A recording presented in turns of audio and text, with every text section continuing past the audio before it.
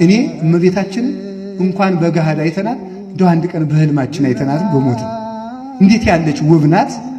ፈጣሪ እንዴት አድርጎ ወደዳት! እንዴት ያለች መልከኛ ናት! መላእክት እኮ ሳስተውላታል። ለቅዱስ ሚካኤልና ለቅዱስ ገብርኤል ተመልከቱ፣ አዳምን ፈጥሬ የማድነው በዚች ነው ብሎ ከክንፋቸው ላይ ሳለላት ሰሎ ቢያሳያት ተመልከቱ። ከዚያ በኋላ ምን አለ በክንፉ ሲላት፣ ኧረ ቶሎ ፍጠራት ናፍቃናለች፣ ለኛም እህት እንድትሆነን በንጽህና እንድትመስል ቶሎ ፍጠርልን። ይየው ሲደርስ ተፈጠረ። ሚካኤል መልአክ በክነፉ ጾራ የተባለች በዚህ በክነፉ ጾሮ በዚህ ክንፋቸው ላይ ስሎ አሳይቷቸዋል። እና ገና ሳያገኟት ነበር፣ ሳትወለድ ነበር የሚወዷት።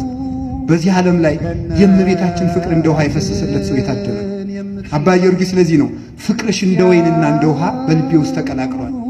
ወይንና ውሃ ከተቀላቀለ በኋላ ይሄ ወይን ነው ይሄ ውሃ ነው ማለት አይቻልም። እኔን ከማርያም ፍቅር የሚለይቶ ማሳየት የሚችል የለም ይላል። እንዴት አድርጎ ቢወዳድ ነው እናት! እንዴት አድርጌ ላመስግንሽ ይሆናል? ምን ላድርግ? ጠጉሬ እንኳን አፍ አውጥቶ ቢዘምርልሽ አይበቃሽ ይላል። ስለዚህ ዝም ብዬ ቡርክት ልሻለሁ ይላል። በዚህ ዓለም ላይ የእመቤታችን ፍቅር እንደ ውሃ የፈሰሰለት ሰው የታደለ አባ ጊዮርጊስ። ስለዚህ ነው ፍቅርሽ እንደ ወይንና እንደ ውሃ በልቤ ውስጥ ተቀላቅሏል። ወይንና ውሃ ከተቀላቀለ በኋላ ይሄ ወይን ነው ይሄ ውሃ ነው ማለት አይቻልም። እኔን ከማርያም ፍቅር የሚለይቶ ማሳየት የሚችል የለም ይላል። እንዴት አድርጎ ቢወዳድ ነው እናት! እንዴት አድርጌ ላመስግንሽ ይሆናል? ምን ላድርግ? ጠጉሬ እንኳን አፍ አውጥቶ ቢዘምርልሽ አይበቃሽ ይላል። ስለዚህ ዝም ብዬ ቡርክት ልሻለሁ ይላል። አምላክ እናቴ ያላትን እኔ እናቴ ላለላት ነው እንዴ? ፈጣሪ እናቴ ካላት እኔማ ሎሌሽ ነኝ ብላት። ኧረ እናትም የሆነችን በቸርነቷ ነው። አንደኛ የእግዚአብሔር ቸርነት ይገርማል። የእሱን እናት እኛም እናታችን ሲል ለነገሩ ፈጣሪ ቅናት የለበት አይደል? እንጂማ እኮ የአምላክን እናት እናቴ ማለት ራሱ እኮ ትዕቢት እኮ ነው። ትዕቢት ነው፣ አዛኝ ነው። ሁለተኛ ደግሞ የእሷም ደግነት እኔ አንተን ልጅ ባልኩበት ዘማውያንን ሁሉ ልጅ አልልም አለማለቷ፣ የረከሱት ሁሉ እናቴ ማርያም አይሉኝም እንዳይሉ ከልክላቸው አለማለቷ አይደንቃችሁ? የምድር ንግሥት ብትሆን እኮ ዘወልበል እኔ አንተ እናት አይደለሁም ትለን ነበር። እሷ ግን ቸር እናት ስለሆነች የመሐሪው እናት እርሪት ማርያም ለውሻ ያዘነች ስትሆን ስለሆነች እናታችን ስንላትም አናፍረ። እናትነት ማምላክን የእመቤታችን ስም ሲጠራ እኮ እንዴት እንደሚበሽቀው ብታዩ ሰይጣን ውዳሴ ማርያም ስትደገም አርጋኖን ስትደገም ደሙ ነው የሚፈለው። እዚያ እኮ ነው የሚያስተወን። እሷን ማስረሳት፣ ማስረሳት ይህን የሚያደርገው መለኮትን ታቅፋ ያልተቃጠለችው ዕፀ ጳጦስን ተበአማን እውነተኛይቱ ቁጥቋጦ እንተባቲ ተመራወ ቃል አካላዊ ቃል የተሞሸረባት ነበልባሉን የተሸከመችው ቁጥቋጦ አንበሳውን የታቀፈችው በግ መብረቅን የተሸከመችው ብላቴና ባለጸጋውን አምላክ የወለደችው የድሆች ልጅ አትደንቀውም ለሱ? ምክንያቱም ምንድነው ማድነቁን ሰይጣን ነጥቆታልና። አሁን እኛ እንደው ለ30 ደቂቃ በቀን ስለእመቤታችን ቁጭ ብለን ብናስብ ራሱ ስንት ሐዘን ይለቀን ነበር። ምንም ግን አይመጣልን። ዝም ብሎ መባከን፣ ገደሉ ሲጥለን፣ ከተማ ሲወስደን፣ ዱር ሲያገባን፣ አንዴ ሲያስመንነን፣ አንዴ ሲያስመጸውተን፣ አንዴ ሲያስነግደን፣ አንዴ ሲያስደበድበን፣ አንዴ ሲያዘፍነን ይውላል። በቃ እንዳሻው ሲዘውረን ማለት ነው። አይምሮን ተቆጣጥሮ ስለእመቤታችን ማሰብ በራሱ ሐዘን ውልቅ ብሎ ይጠፋል። እመቤታችን ያለችበት ቤት ሁሉ ደስታ ይሞላዋል። አተው የከፋቸው አግኝተው ደስ ይላቸዋል። ለምን? የበረከት ምንጭ ናትና። ጸጋን የተመላሽ ሆይ ደስ ይበልሽ ብሏታል ቅዱስ ገብርኤል። ጸጋን የተመለ ምን አይነት ጸጋ? የፈውስ ጸጋ፣ የሀብት ጸጋ፣ የጥበብ ጸጋ፣ ጸጋን ሁሉ የተመላች ናት እመቤታችን። መዝገበ ረድኤት ጸጋን ሁሉ ስለተመላች እመቤታችን የገባችበት ቤት ሁሉ ጉድለቱ ይሞላና ደስታ ትሰጣለች። ለሁሉም የምትበቃ እናት እመቤታችን። እኔ እናቴ ልታበላኝ ትችላለች፣ ልታድነኝ ግን አትችልም። ልታለብሰኝ ትችላለች። ከጸጋ ስትሰራቆት ግን እናቴ ምን ልታደርግ ትችላለች? አብራኝ ታለቅሳለች እንጂ። ብታሰር እናቴ ወርዳ ጠበቃ ገዝታ ልታስፈታኝ ትችላለች። በነፍሴ ብታሰር ግን ማስፈታት አትችልም። እመቤታችን ለሁሉም የምትበቃ እናት። ሐኪም ትሆንናለች፣ መጋቢ ትሆንናለች፣ መምህርት ትሆንናለች፣ መጠለያ ትሆንናለች፣ ሀገር ትሆንናለች፣ ጌጥ ትሆንናለች፣ መነጽር ትሆንናለች፣ መልካም ቃል ለጆሮአችን ለእዝኔ ሰናይ ዜና ለጆሮዬ በጎ ዜና ነሽ፣ ለአንደበቴ መልካም ቃና ነሽ፣ ለዓይኔ ኩል ጌጥ ሞገስ ክብር ነሽ፣ ለክሳዴ ባዝግና ለአንገቴ ደግሞ ዝርግፍ ወርቅ ክብር ሞገስ ጌጤ ነሽ ይላታል አባ ጊዮርጊስ እመቤታችን ሲያመሰግናት። ጌጥ መሆን ይኸውላችሁ ልብስ ምግብ አይሆንም፣ ምግብ ልብስ አይሆንም። እመቤታችን ሁሉን ትሆነናለች። ለምን? ሁሉን የተመላች ስለሆነ። እግዚአብሔር ጸጋን ሁሉ የዘገበባት የጸጋ ማህደር ናት እመቤታችን። ይሄ ደግሞ ሊደንቀን አይችልም። ጸጋን ሁሉ በያዙ አይደንቀንም፣ የጸጋን ባለቤት ሁሉ ስለያዘችው ማለት ነው። እና እመቤታችን የቀረባት ሁሉ ደስ ይለዋል። የጠየቃት ብቻ አይደለም፣ እንዲያው ያለበትን ሁሉ ጉድለት ታያለ። እመቤታችን ርግቤ ሰናይቴ ማዛፏ ከመኮን ወኩሉ ነገር በሰላም ይላታል ቅዱስ ያሬድ። በመልካማ ርግብ በጎ ርግብ ናት እመቤታችን። ርግብ ከንስር ጋር የሚያመሳስል አንድ ጠባይ አላት። ንስር አጥርቶ እንደሚያይ ሁሉ እመቤታችን አጥርታ ታያለች። አጥርታ ርግብም አጥርታ ታያለች ልላቸው ነው። ልክ ንስ ላይ ሆኖ ጤፍ የምታክል ስጋ መሬት ላይ ቢያይ ያያታል። ርግብም አይኗ የጠራ ነው፣ አጥርታ ታያለች። እመቤታችን ጥቃቅን የሰው ችግር አይሰወራትም፣ ሁሉን ማየት ትችላለች። ለዚህ ነው ርግብ የመደምደሚያዬ አንዲት ናት ያለ መኃልየ ዘሰሎሞን ምዕራፍ 6 ላይ ርግብ የመደምደሚያዬ። ዋናዋ ርግብ እመቤታችን ናት። አይኗ የጠራላት ሰውም በየችግሩ የምታየው ቃና ዘገሊላ ላይ ሁሉ በልጦ ጠጥቶ ተድላ ደስታውን ሲፈጽም በትንንሽ ኃጢአቶችም ሆነ በትልልቅ ኃጢአቶች የወደቅንባቸው ጊዜያት ቁጭ ብላችሁ ወደ ኋላ ብታስታውሱ ከጸሎት ውጭ የሆንባቸው ጊዜያት ናቸው። በጸሎት እያለን ውድቀቶቻችን ይቀንሳሉ። ምክንያቱም እግዚአብሔር ከኛ ጋር ነው። ያ ማለት ምን ማለት ነው? ቅድም ያልኩት እኮ ነው። አጥሯን አፈረስክባት አለ ቅዱስ ዳዊት። እናሳ ወይ በላ ሁሉ ኃላፊ ፍኖት፣ ኃላፊ አግዳሚ ሁሉ እየቆጠቆጠ ጨረሳት አለ። ለምን? አጥሯ የለም። ጸሎት በጣም እጅግ በጣም ጌታ ስለዚህ ምን አለ? ይውላድ ወይም እንዳዝመራ ውሰዱት፣ ባጠገቡ ከብት የሚነዳ ከሆነ አጥር ከሌለው ይበሉታል። ወይም ወርቅ እንደተከማቸበትና በር እንደሌለው ቤት ቁጠሩት። እንደዚያ ከሆነ ሌቦች ሁሉ እየገቡ ይወስዱታል። አጋንንት ጸጋችንን የሚገፉን ከቆምንበት የሚያዋርዱን መጀመሪያ አጥራችን በመነቅነቅ ነው። ሰይጣን አንድን ሰው መጀመሪያ የሚዋጋው በሚጠነቀቅበት ኃጢአት አይደለም። መጀመሪያ ጥንቃቄውን የሚጠብቅለትን አጥሩ ነው የሚነቀንቀው። ያ አጥር ጸሎት ይባላል። ጸሎቱን ከነቀነቀ በኋላ ሰውየውን ማውጣት በጣም ቀላል ነው። ምንድን ነው አይደል? ጌታ ምንድን ነው ያለ? ማንም ሰው የኃያልን ሰው ቤት ገብቶ መበርበር አይችልም። ለመይ ቀደማ ሲሮቱ ለኃያል ኃያሉን ሰው መጀመሪያ ካላሰረው ከዚያ በኋላ የኃያሉን ሰው ቤት መበርበር አይችልም ብሏል። ልብ በሉ። ዲያብሎስ እጅና እግራችንን ካላሰረ የእኛን ጸጋ መውሰድ አይችልም። የሚወስደው መጀመሪያ እንዳንጸልይ ማሰልቸት፣ ማፏሸግ፣ እንቅልፍ ማለት፣ እንባ ጦሽ ማድረግ፣ እግርን ማሻረብ፣ ማቅመድመድ፣ ስቅት ማድረግ፣ ቅንድብን ማክበድ፣ ሐሳብን አምጥቶ ልብን በሙሉ ክፍልፍል አድርጎ መጨረስ፣ ሰልችቶ እንድናቆመው አጥሩን አፈረሰ ማለት። ከዚያ በኋላስ እንደፈለገ ሀብታችን እየወሰደ መሸጥ፣ ጸጋችን በሙሉ ማባከን፣ እኛን ማጥፋት ይችላል። ስለዚህ እግዚአብሔር ሰዎች ከምንም በፊት ለጸሎት ቅድሚያ ነስ። ስለዚህ ሐዋርያት ምን አላቸው? ልብ በሉ። እንዲህ ምን ብላችሁ ነበረ? ኢትደዩ ባሕርየክሙ ቅድመ አሒሩ፣ ዕንቋችሁን በምን ፊት አትጣሉ ነው ያላቸው። በእሪያ ፊት ምን አትበሉት? አትጣሉት በሉ። የሐዋርያት ዕንቁ ማን ነው? አቤት! ይሄንን ዕንቁ በእሪያ ፊት ሲጥሉት ልብ በሉ። ሁሉም አናውቀውም ብለው ዓርብ ለሪያዎች ለአይሁድ ጥለውት ተበተኑ። ይሄንን ዕንቋቸውን እንደዚህ ያደረጋቸው ምንድን ነው? ሐሙስ ማታ አጥራቸው ስለተቀነቀ ነው። ያ አጥራቸው ምንድን ነበረ? ጸሎት ነበር። ጌታ ምንድን ነው ያላቸው? ትግህ ወጸልዩ ከመ ይትባኡ ውስተ መንሱት፣ ወደ ፈተና እንዳትገቡ ተግታችሁ ጸልዩ አላቸው። ተኙ። መጀመሪያ ዕንቋችሁ እንዳይዘረፍ ተጠንቀቁ አላቸው። ከዚያስ አንቀላፉ። ስኢንክሙኑ ተጊያ አሐተ ሰዓተ ምስሌ፣ ከእኔ ጋር 1 ሰዓት መትጋት ተሳናችሁ አላቸው። ከዕንቁ ጋር 1 ቀን ትጉ አላቸው። አቃታቸው፣ ተኙ። ከዚያስ ዕንቋቸውን በሪያ ፊት ጥለው ተበተኑ። የው ካልጸለዩ እንኳን እኛ እነዚያ የሃይማኖት አምዶች ሐዋርያት እንኳን ተገፍተው ወድቀዋል።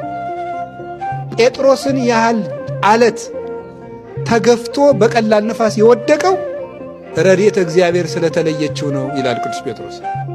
ያቺ ረድኤተ እግዚአብሔር በምንድን ነው የምትጠጋን? በጸሎት ነው።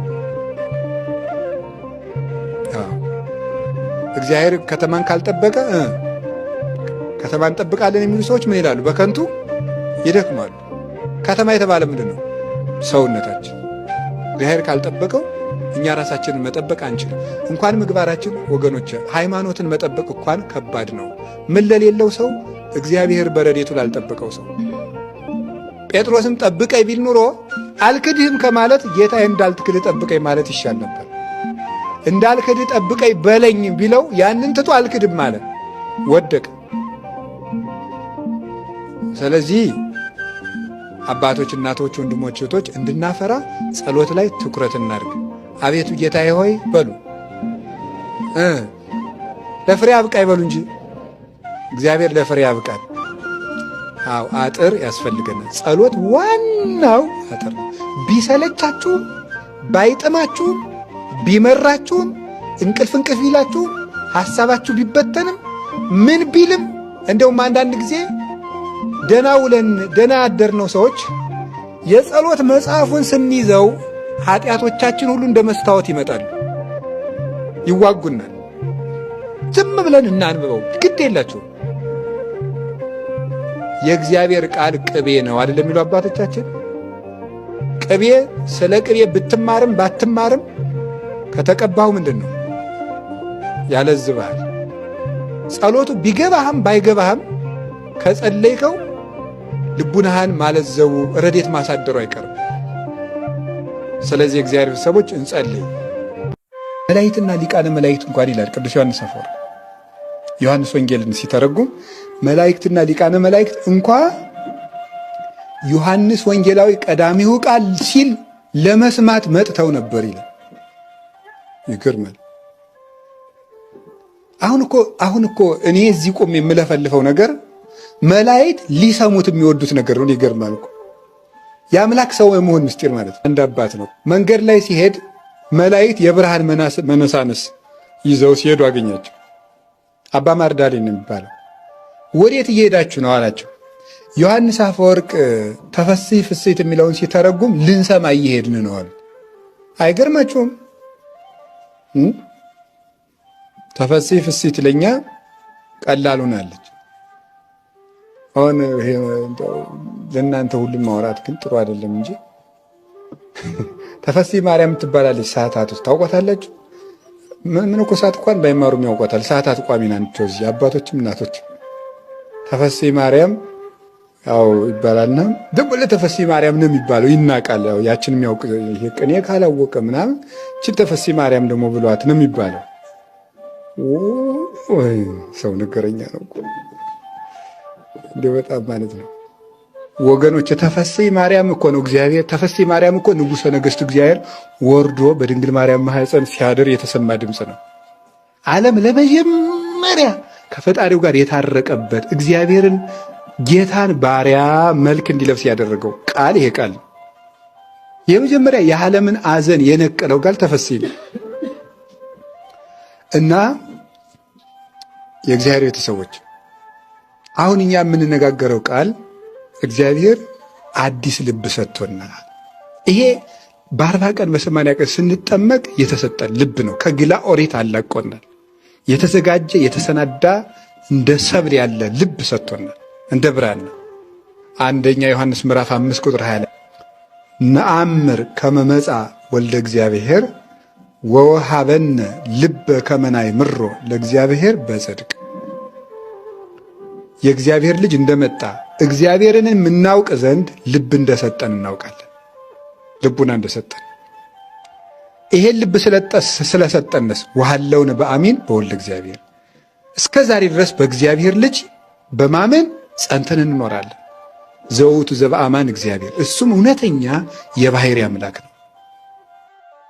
እመቤታችንን የሚሳደቡ መናፍቃንን ቅዱስ ኤጲፋንዮስ በምን ይመስላቸዋል? ባበደ ውሻ ይመስላቸዋል። ያበደ ውሻ ምን ይላል ቅዱስ ኤጲፋንዮስ? የመዝገበ ህብስት ወይም መዝገበ መድኃኒት የሚባል መጽሐፍ አለው። ፓናሪዮን ይባላል በግሪኩ። መዝገበ ህብስት ወይም መዝገበ መድኃኒት ማለት ነው። ለሁሉም መናፍቃን መልስ የሰጠበት መጽሐፍ ነው እና ቅዱስ ኤጲፋንዮስ ምን ይላቸዋል? እነዚህ ሰዎች ለምንድነው እመቤታችንን የሚሳደቡት ይልና ውሻ ጤነኛ ሳለ ጌታውን ያውቃል፣ የጌታውን ሚስት ያውቃል፣ ልጆቹን ያውቃል፣ ቤተሰቡን ይለያል፣ ጎረቤትንም ይለያል። ማን? ውሻ። ውሻ ግን ባበደ ጊዜ ጎረቤት ይለይ የነበረው ልጆቹን ይለይ የነበረው ውሻ ባለቤቱን ጭምር መንከስ ይጀምራል። ባለቤቱን መንከስ ይጀምራል። ሰው ጤነኛ ሲሆን የቤተ ክርስቲያኒቱን ራስ ክርስቶስን ያከብራል። ቤተ ክርስቲያን እንድትመሰረት ምክንያት ድህን የሆነችውን ድንግል ማርያምን ያከብራል። የክርስቶስ ቤተሰቦች አካሎቹ የሆኑት ቅዱሳንን ያከብራል። ሲያብድ ግን ቅዱሳንንም ይሳደባል፣ እመቤታችንን ይሳደባል፣ ራሱን ክርስቶስንም ይነክሰዋል። ክርስቶስንም አማላጅ ፍጡር ብለው ይሰድቡታል። በሷ ላይ ብቻ ተነስተው የቀሩ እንዳይመስላችሁ። ለምንድን ነው ሲባል ውሻው በማበዱ ምክንያት የጌታው መልክ ይቀየርበታል፣ የቤተሰቡ መልክ ሁሉ ይቀየርበታል ይላል። መናፍቃንም አይምሯቸው ስለተነሳቸው ፈጣሪ የሆነው ኢየሱስ ክርስቶስ በፍጡር መልክ ይታያቸዋል።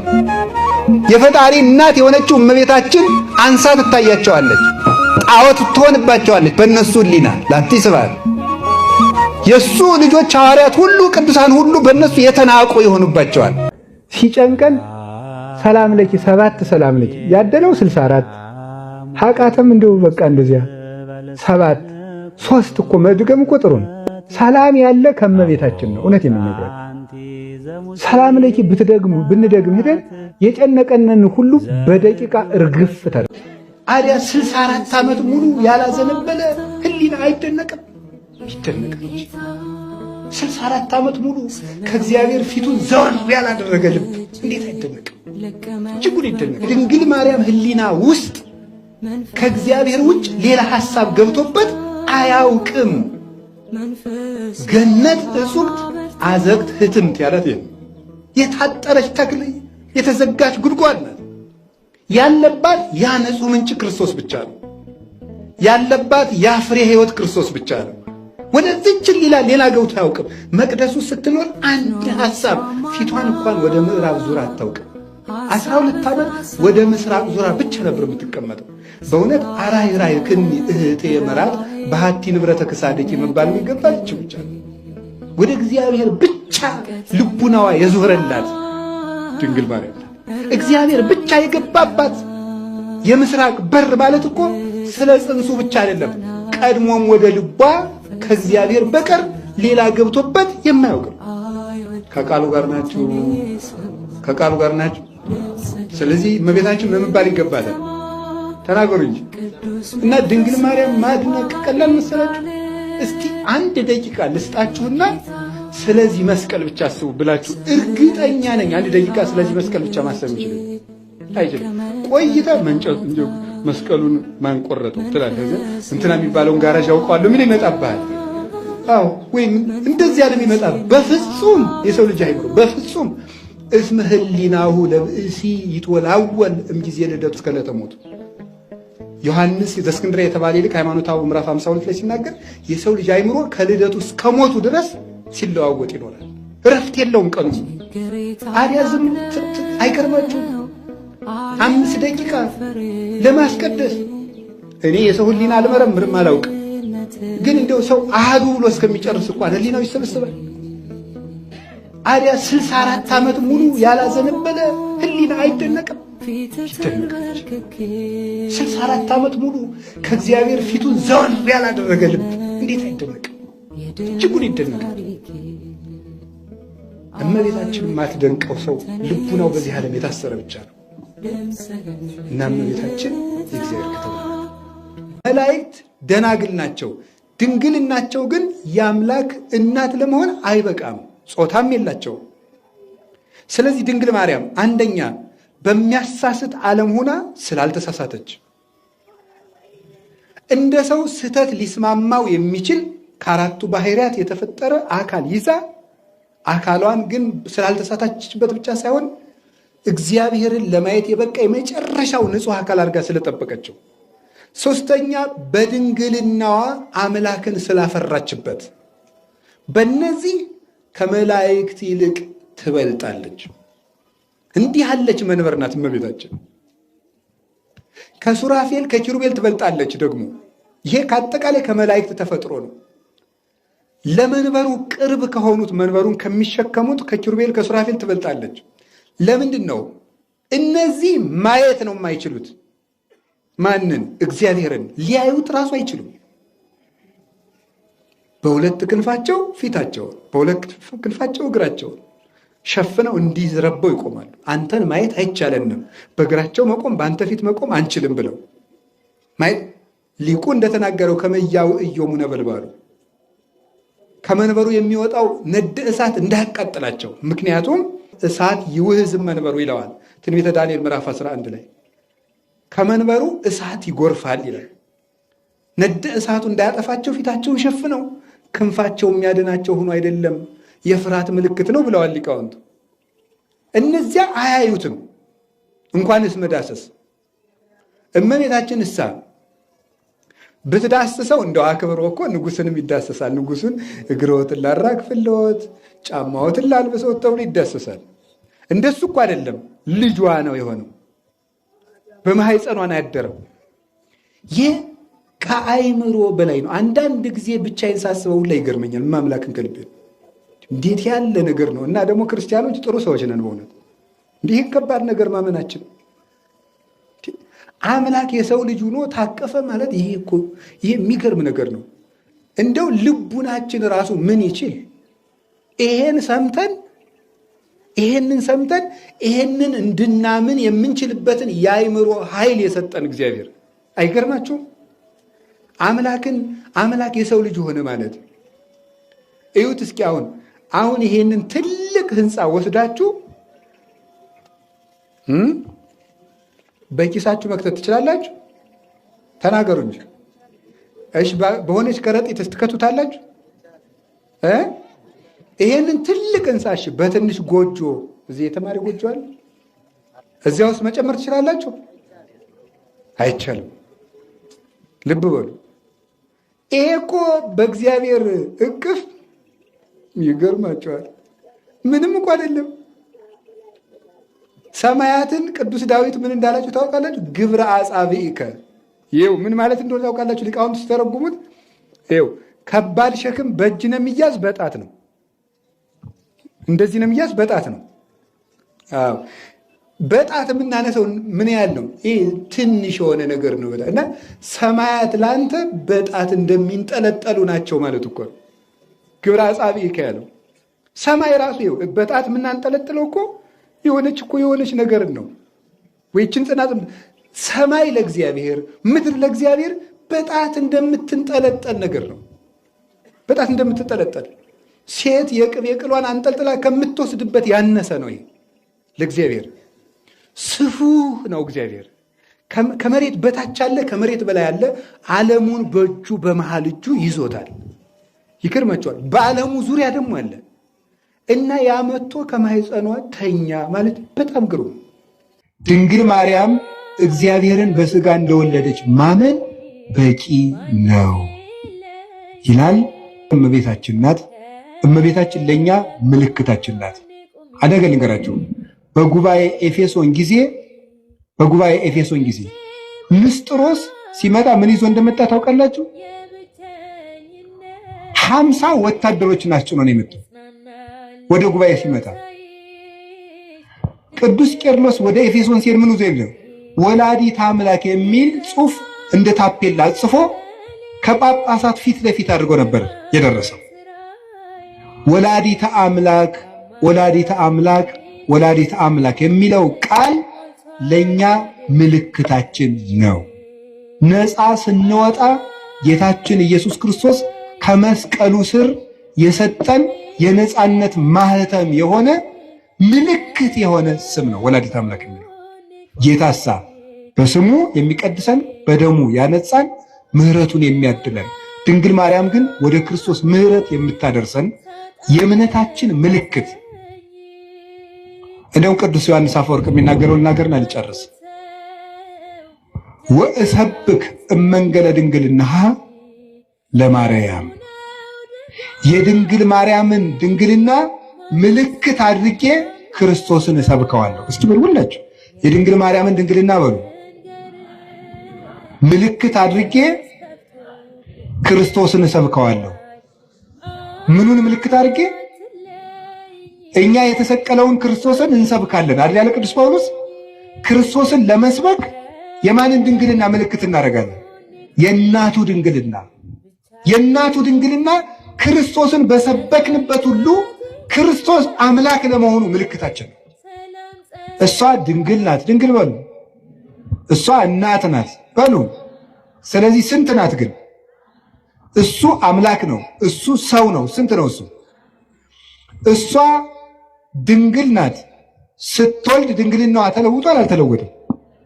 እሱ አምላክ ነው። ሰው ሲሆን አምላክነቱ ተለውጧል አልተለወጠም? አልተለወጠም። እሷ ድንግል በመሆኗ እናትነት ቀርቶባታል አልቀረባትም? እሱ አምላክ በመሆኑ ሰውነቱ ተለውጧል አልተለወጠም? እሷ ቀድሞ ምንድናት? ድንግል በሉ። በጸነሰች ጊዜ ምንድናት? ከወለደች በኋላ ምንድናት? እሱ ከመወለዱ አስቀድሞ ምንድነው? አምላክ በሉ። ተጸንሶ ሳለ ምንድነው? ከተወለደ በኋላ ምንድነው? የድንግል ማርያም ድንግልና የማይለወጠው ድንግልናዋ ለማይለወጠው ልጅቷ ምልክታችን ነው። ትናንትም ድንግል ዛሬም ድንግል ነገም ድንግል፣ ትናንትም አምላክ ዛሬም አምላክ ነገም አምላክ ብለን ለመስበካችን ምልክታችን እሷ ናት። ኢየሱስ ክርስቶስ ዘትማልም ወይም ወክመ ውእቱ እስከ ለዓለም። ኢየሱስ ክርስቶስ ትናንትም ዛሬም እስከ ዘላለሙ ድረስ ሕያው ነው። እኔ ግን መከራ እንደተቀበሉ በጎ ስራ እንደሰሩ አባቶቼ አምናለሁ። ሹመትም አይኖራት፣ እውቀትም አይኖራት፣ ጤናም አይኖራት፣ ሀብትም አይኖራት፣ ማርያም ስላለችችሁ ብቻ ደስ ሊላችሁ፣ እሷ ስላለችን ይበቃናል። ምንም ነገር ፍጥር የሌለበት ሃይማኖት ለምንም ነገር ይበቃል። ማርያም ወላዲተ አምላክም ናት ብሎ ማመን ለሁሉም ነገር ይበቃል። ለልብስ ይበቃል፣ ክርስቶስ እንለብሳል። ለምግብ ይበቃል፣ የሕይወት እንጀራ ልጇን እንበላል። ለሁሉን ይበቃል። ለጥበቃ ይበቃና መልካም እረኛ ልጅ አላትና በእሷ ይጠብቃል። ስለዚህ ምንም የሚጎልብን ነገር የለም። ሰው ማርያምን ከወደደ የሚያጣው ነገር የለም። እመለመን ያለብን የእናትህን ፍቅር ጨምርልን ብለን እግዚአብሔር ዓለምን ለድንግል ማርያም ኪዳን አድርጎ የሰጣት ዓርብ ነው። ኢትዮጵያን የሰጣት ግን ገና በ2 ዓመቱ ነው። ስለዚህ ቃል ኪዳኑ የተፈጸመባት ኪዳነ አዳም፣ ኪዳነ ኖህ፣ ኪዳነ አብርሃም፣ ኪዳነ ሙሴ፣ ኪዳነ ዳዊት፣ ኪዳነ ነቢያት፣ ኪዳነ እግዚአብሔር የተፈጸመባት፣ ኪዳነ መልከ ጼዴቅ የተፈጸመባት የ8ቱ ኪዳናት ፍጻሜ እመቤታችን ናትና አምላክን የወለደች ለሁላችን እናት ሆነ። በዚህም የቃል ኪዳን እናታችን ሆነ። ማርያም ማርያም እመቤታችን ወላዲተ አምላክ ሲል ውሎ ቢያድር ሃይማኖትን ይገልጣል እንጂ ሃይማኖትን አይሸፍንም። ሃይማኖታችን ያየንባት እመቤታችን ክብር ምስጋና ይግባ። ስለዚህ እመቤታችን የምን እናታችን ናት? ሃይማኖታችን የተገለጠባት ጣቻችን ፀሐይን እናይባታለን ያሏት የሕይወታቸው ማለዳ ነበረች። አይኢቲ ዛቲ እንተ ትሄውፅ ከመጎህ ብሪት ከመፀሐይ እንተ ትትሄወፅ ይላሉ። ይቺ እንደ ማለዳ ብርሃን የምትጎበኝ እንደ ፀሐይ የሞቀች እንደ ጨረቃ የደመቀች እንደ ፀሐይ የሞቀች ይላታል። በሀብተ መንፈስ ቅዱስ ሁከተ መንፈስ ቅዱስ የማይለያት የመንፈስ ቅዱስ ሁከት እና ጸጋ የማይለያት እንደ ጨረቃ የደመቀች እንደ ከዋክብት ያበራች ማለት ጸሬተ ሕሊና፣ ጸሬተ ነፍስ፣ ጸሬተ ሥጋ የተሰጣት በውስጥ ፋፋ በነፍስ በሥጋ በቅድስና የተሸለመች የመንፈስ ቅዱስ ሰርገኛ የመንፈስ ቅዱስ ሙሽራ እንጂ የሥጋ ሙሽራ ያይደለች። ለአንገቷ ማርዳ ለልብሶቿ ሽቱ የማትሻ ለጆሮዎቿ የጉልማሶችን ቃል የማትፈልግ ከመላእክት ቃል የተነሳ የምትጽናና በዓይኗ መነጽር ያላሻት በመንፈስ ቅዱስ የብርሃን መነጽር ሥላሴን እያየች ለምልማ ጠግባ በመቅደስ ያደገችና የለመለፈች የሕይወት ፍሬን ዘመን በተፈጸመ ጊዜ ለተራብነው ወፎች አፍርታልን የተገኘች ቤተልሔማዊት የሕይወት እንጀራና መሶባችን እውነተኛይቱ ምርኩዝ ቅድስት ድንግል ማርያም በእውነት እሷን ባሰቡ ጊዜ ነቢያት ከምርኩዛቸው ከሞታቸው ይጽናኑ ነበረ። ስለዚህ ነበር ቅዱስ ዳዊት መኑ እሙሃበኒ ክንፈ ከመርግብ እስርር ዋይርፍ ወመጻኒ ድንጋጤ ሞት ፍርሃት ወረአድ አሐዘኒ የሞት ድንጋጤ መታብኝ ፍርሃትና እንቅጥቅጥም ያዘኝ ከሞት በርሬ የማመልጥበት እንደ ርግብ ያለ ክንፍ ማን በሰጠኝ ይል ነበረ ቅዱስ ዳዊት። ሞትን የማመልጥበት የርግብ ክንፍ ማን በሰጠኝ አለ። እውነት ግን ሞት ርግብ ሞትን የምታመልጥበት ክንፍ አለት? የላትም። ግን ትዝ ይላችሁ እንደሆነ በኖህ ዘመን ሙታን በተበረበረቡበት ባህር ውስጥ ብቻዋን በሙታን መንደር የምትበር ባለ ሁለት ክንፍ ርግብ ነበረች። ሙታን በበዙበት ባህር ሬሳ ብቻ በተሸከመችበት ባህር የሙታንን አጽም ብቻ በተሸከመችበት መንደር አንዲት የወይራ ዝልጣፊ ይዛ ለመምጣት የምትበር አንዲት ርግብ ነበረች። ያቺ ርግብ በእውነት ሙታንን የገደላቸው ሞት ያላዛት ባህሩ ያላሰጠማት ባህሩ ደርቋል ብላ የወይራ ዝልጣፊ ይዛ ለኖህ የሰላም ብስራትን ይዛ ከቻለችለት ከመርከብ ውጣ ብላ ደስታን በጆሮው የሰበከችለት አንዲት ርግብ ነበረች። ያቺ ዓለም በሞት ባህር ውስጥ በሰጠመበት የመርገም ጥላ እስከ ነፍስና ሥጋውን ባሰጠመበት ሰው በክደት ጨለማ በሞት ጥላ በነበረበት በግራጋንንት በተጠቀጠቀበት ዘመን መርገም ያላረፈባት የተባረከች ምድር አክናፈ ድንግልናዋ ያልተሰበረባት በንጽሐ ሥጋና በንጽሐ ነፍስ ክንፍ እየበረረች ዘንዶውን ያመለጠችው ፀሐይን የለበሰችው ሙሽራ ከዋክብት ከራሷ ላይ ያሉላት ጨረቃን የተጫማችው ንግሥት እናታችን ቅድስት ድንግል ማርያም ነበረች። ስለዚህ የርግብን ክንፍ ማን በሰጠኝ ሞትን ማመልጥበት ያለው የእናቴን የድንግል ማርያምን ክንፍ ማን በሰጠኝና እሷ መቼ በመጣችና ንጽሐ ሥጋና ነፍስ ማን በሰጠኝና ቶሎ መቼ እሷ ተወልዳልኝ እሷን አግኝቼ ከሞት ባመለጥኩ እያለ ነበረ። ርግብ እባቡን የምታመልጠው በክንፎቿ ነው። እኛም ሞትን ያመለጥነው በድንግል ማርያም ክንፍ ነው። እሷን የፈጠረልን እግዚአብሔር የተመሰገነ ይሁን። ስለዚህ ነቢያት ምርኩዛቸው ነበረች። ማናት ያቺ እንደ ማለዳ ብርሃን የምትጎበኝ? ማለዳን የማይነፈቀው ሰው የለም። የራበው ሰው ሲነጋ የምጠግብ ይመስለዋል። የታመመ ሰው ሲነጋ የምድን ይመስለዋል። የታሰረ ሰው ሲነጋ የምፈታ ይመስለዋል። በሞት የታሰሩት አባቶቻችን ማለዳይቱ ማርያም ስትመጣ እንፈታለን እያሉ የሕይወት እንጀራ የራባቸው አባቶቻችን ማለዳይቱ ማርያም ስትመጣ እንጠግባለን እያሉ የሞት ዕዳ የተሸከሙት አባቶቻችን የማርያምን ንጽሕና ከፍለን ከዕዳ ነፃ እንወጣለን ብለው ተስፋ ያደረጓት የተስፋይቱ ምድር እናታችን ቅድስት ድንግል ማርያም ነበረች። የአባቶቻችን የዓይናቸው ማረፊያ ፍጥረታት ዓይናቸውን ያሳረፉባት ሰማይ እግዚአብሔር ወደ ታች ሲመለከት ያያትና ዓይኑን ያሳረፈባት ሰማይ ፍጥረታት ወደ እግዚአብሔር ሲመለከቱ ዓይናቸውን የሚያሳርፉባት ንጽሕት ሰማይ ፀሐይ ክርስቶስ የተመላለሱባት ከዋክብት ሐዋርያት የተመላለሱባት ጨረቃይቱ ድንግል ማርያም ብርሃንን ከሷ የተቀበለችባት እውነተኛይቱ ሰማይ እናታችን ቅድስት ድንግል ማርያም ናት። ስለዚህ እንዲህ እያልን መጣን። እሷ በቃ ስትታሰበን የሚታሰበን ሃይማኖት ነው፣ የሚታሰበን ሥላሴ ነው፣ የሚታሰበን ሕይወት ነው። እና እመቤታችን ምናችን ናት ከተባለ እናታችን ናት። የምን እናታችን ብቻ እንደሆነች ልንገራችሁ። እናታችን ቅድስት ድንግል ማርያም የበረከት እናታችን ናት። በረከት የሚለው ትዝ ሲላችሁ እንጀራ በበረከት ትዝ እንዳይላችሁ። ሰው መጀመሪያ ሲፈጠር የተሰጠው ሀብት በረከት ነው። የሰው የመጨረሻ ማንነቱ ቡሩክነት ነው። ሰው መጨረሻ ሲከፋ ወይም ደግሞ ሰው ጸጋን ሲያጣ ቡሩክነትን ሲያጣ መጨረሻ የሚሆነው እርጉም ነው። ስለዚህ ስንበድል ምንድን ነው የምንሆነው? እርጉም ነው የምንሆነው።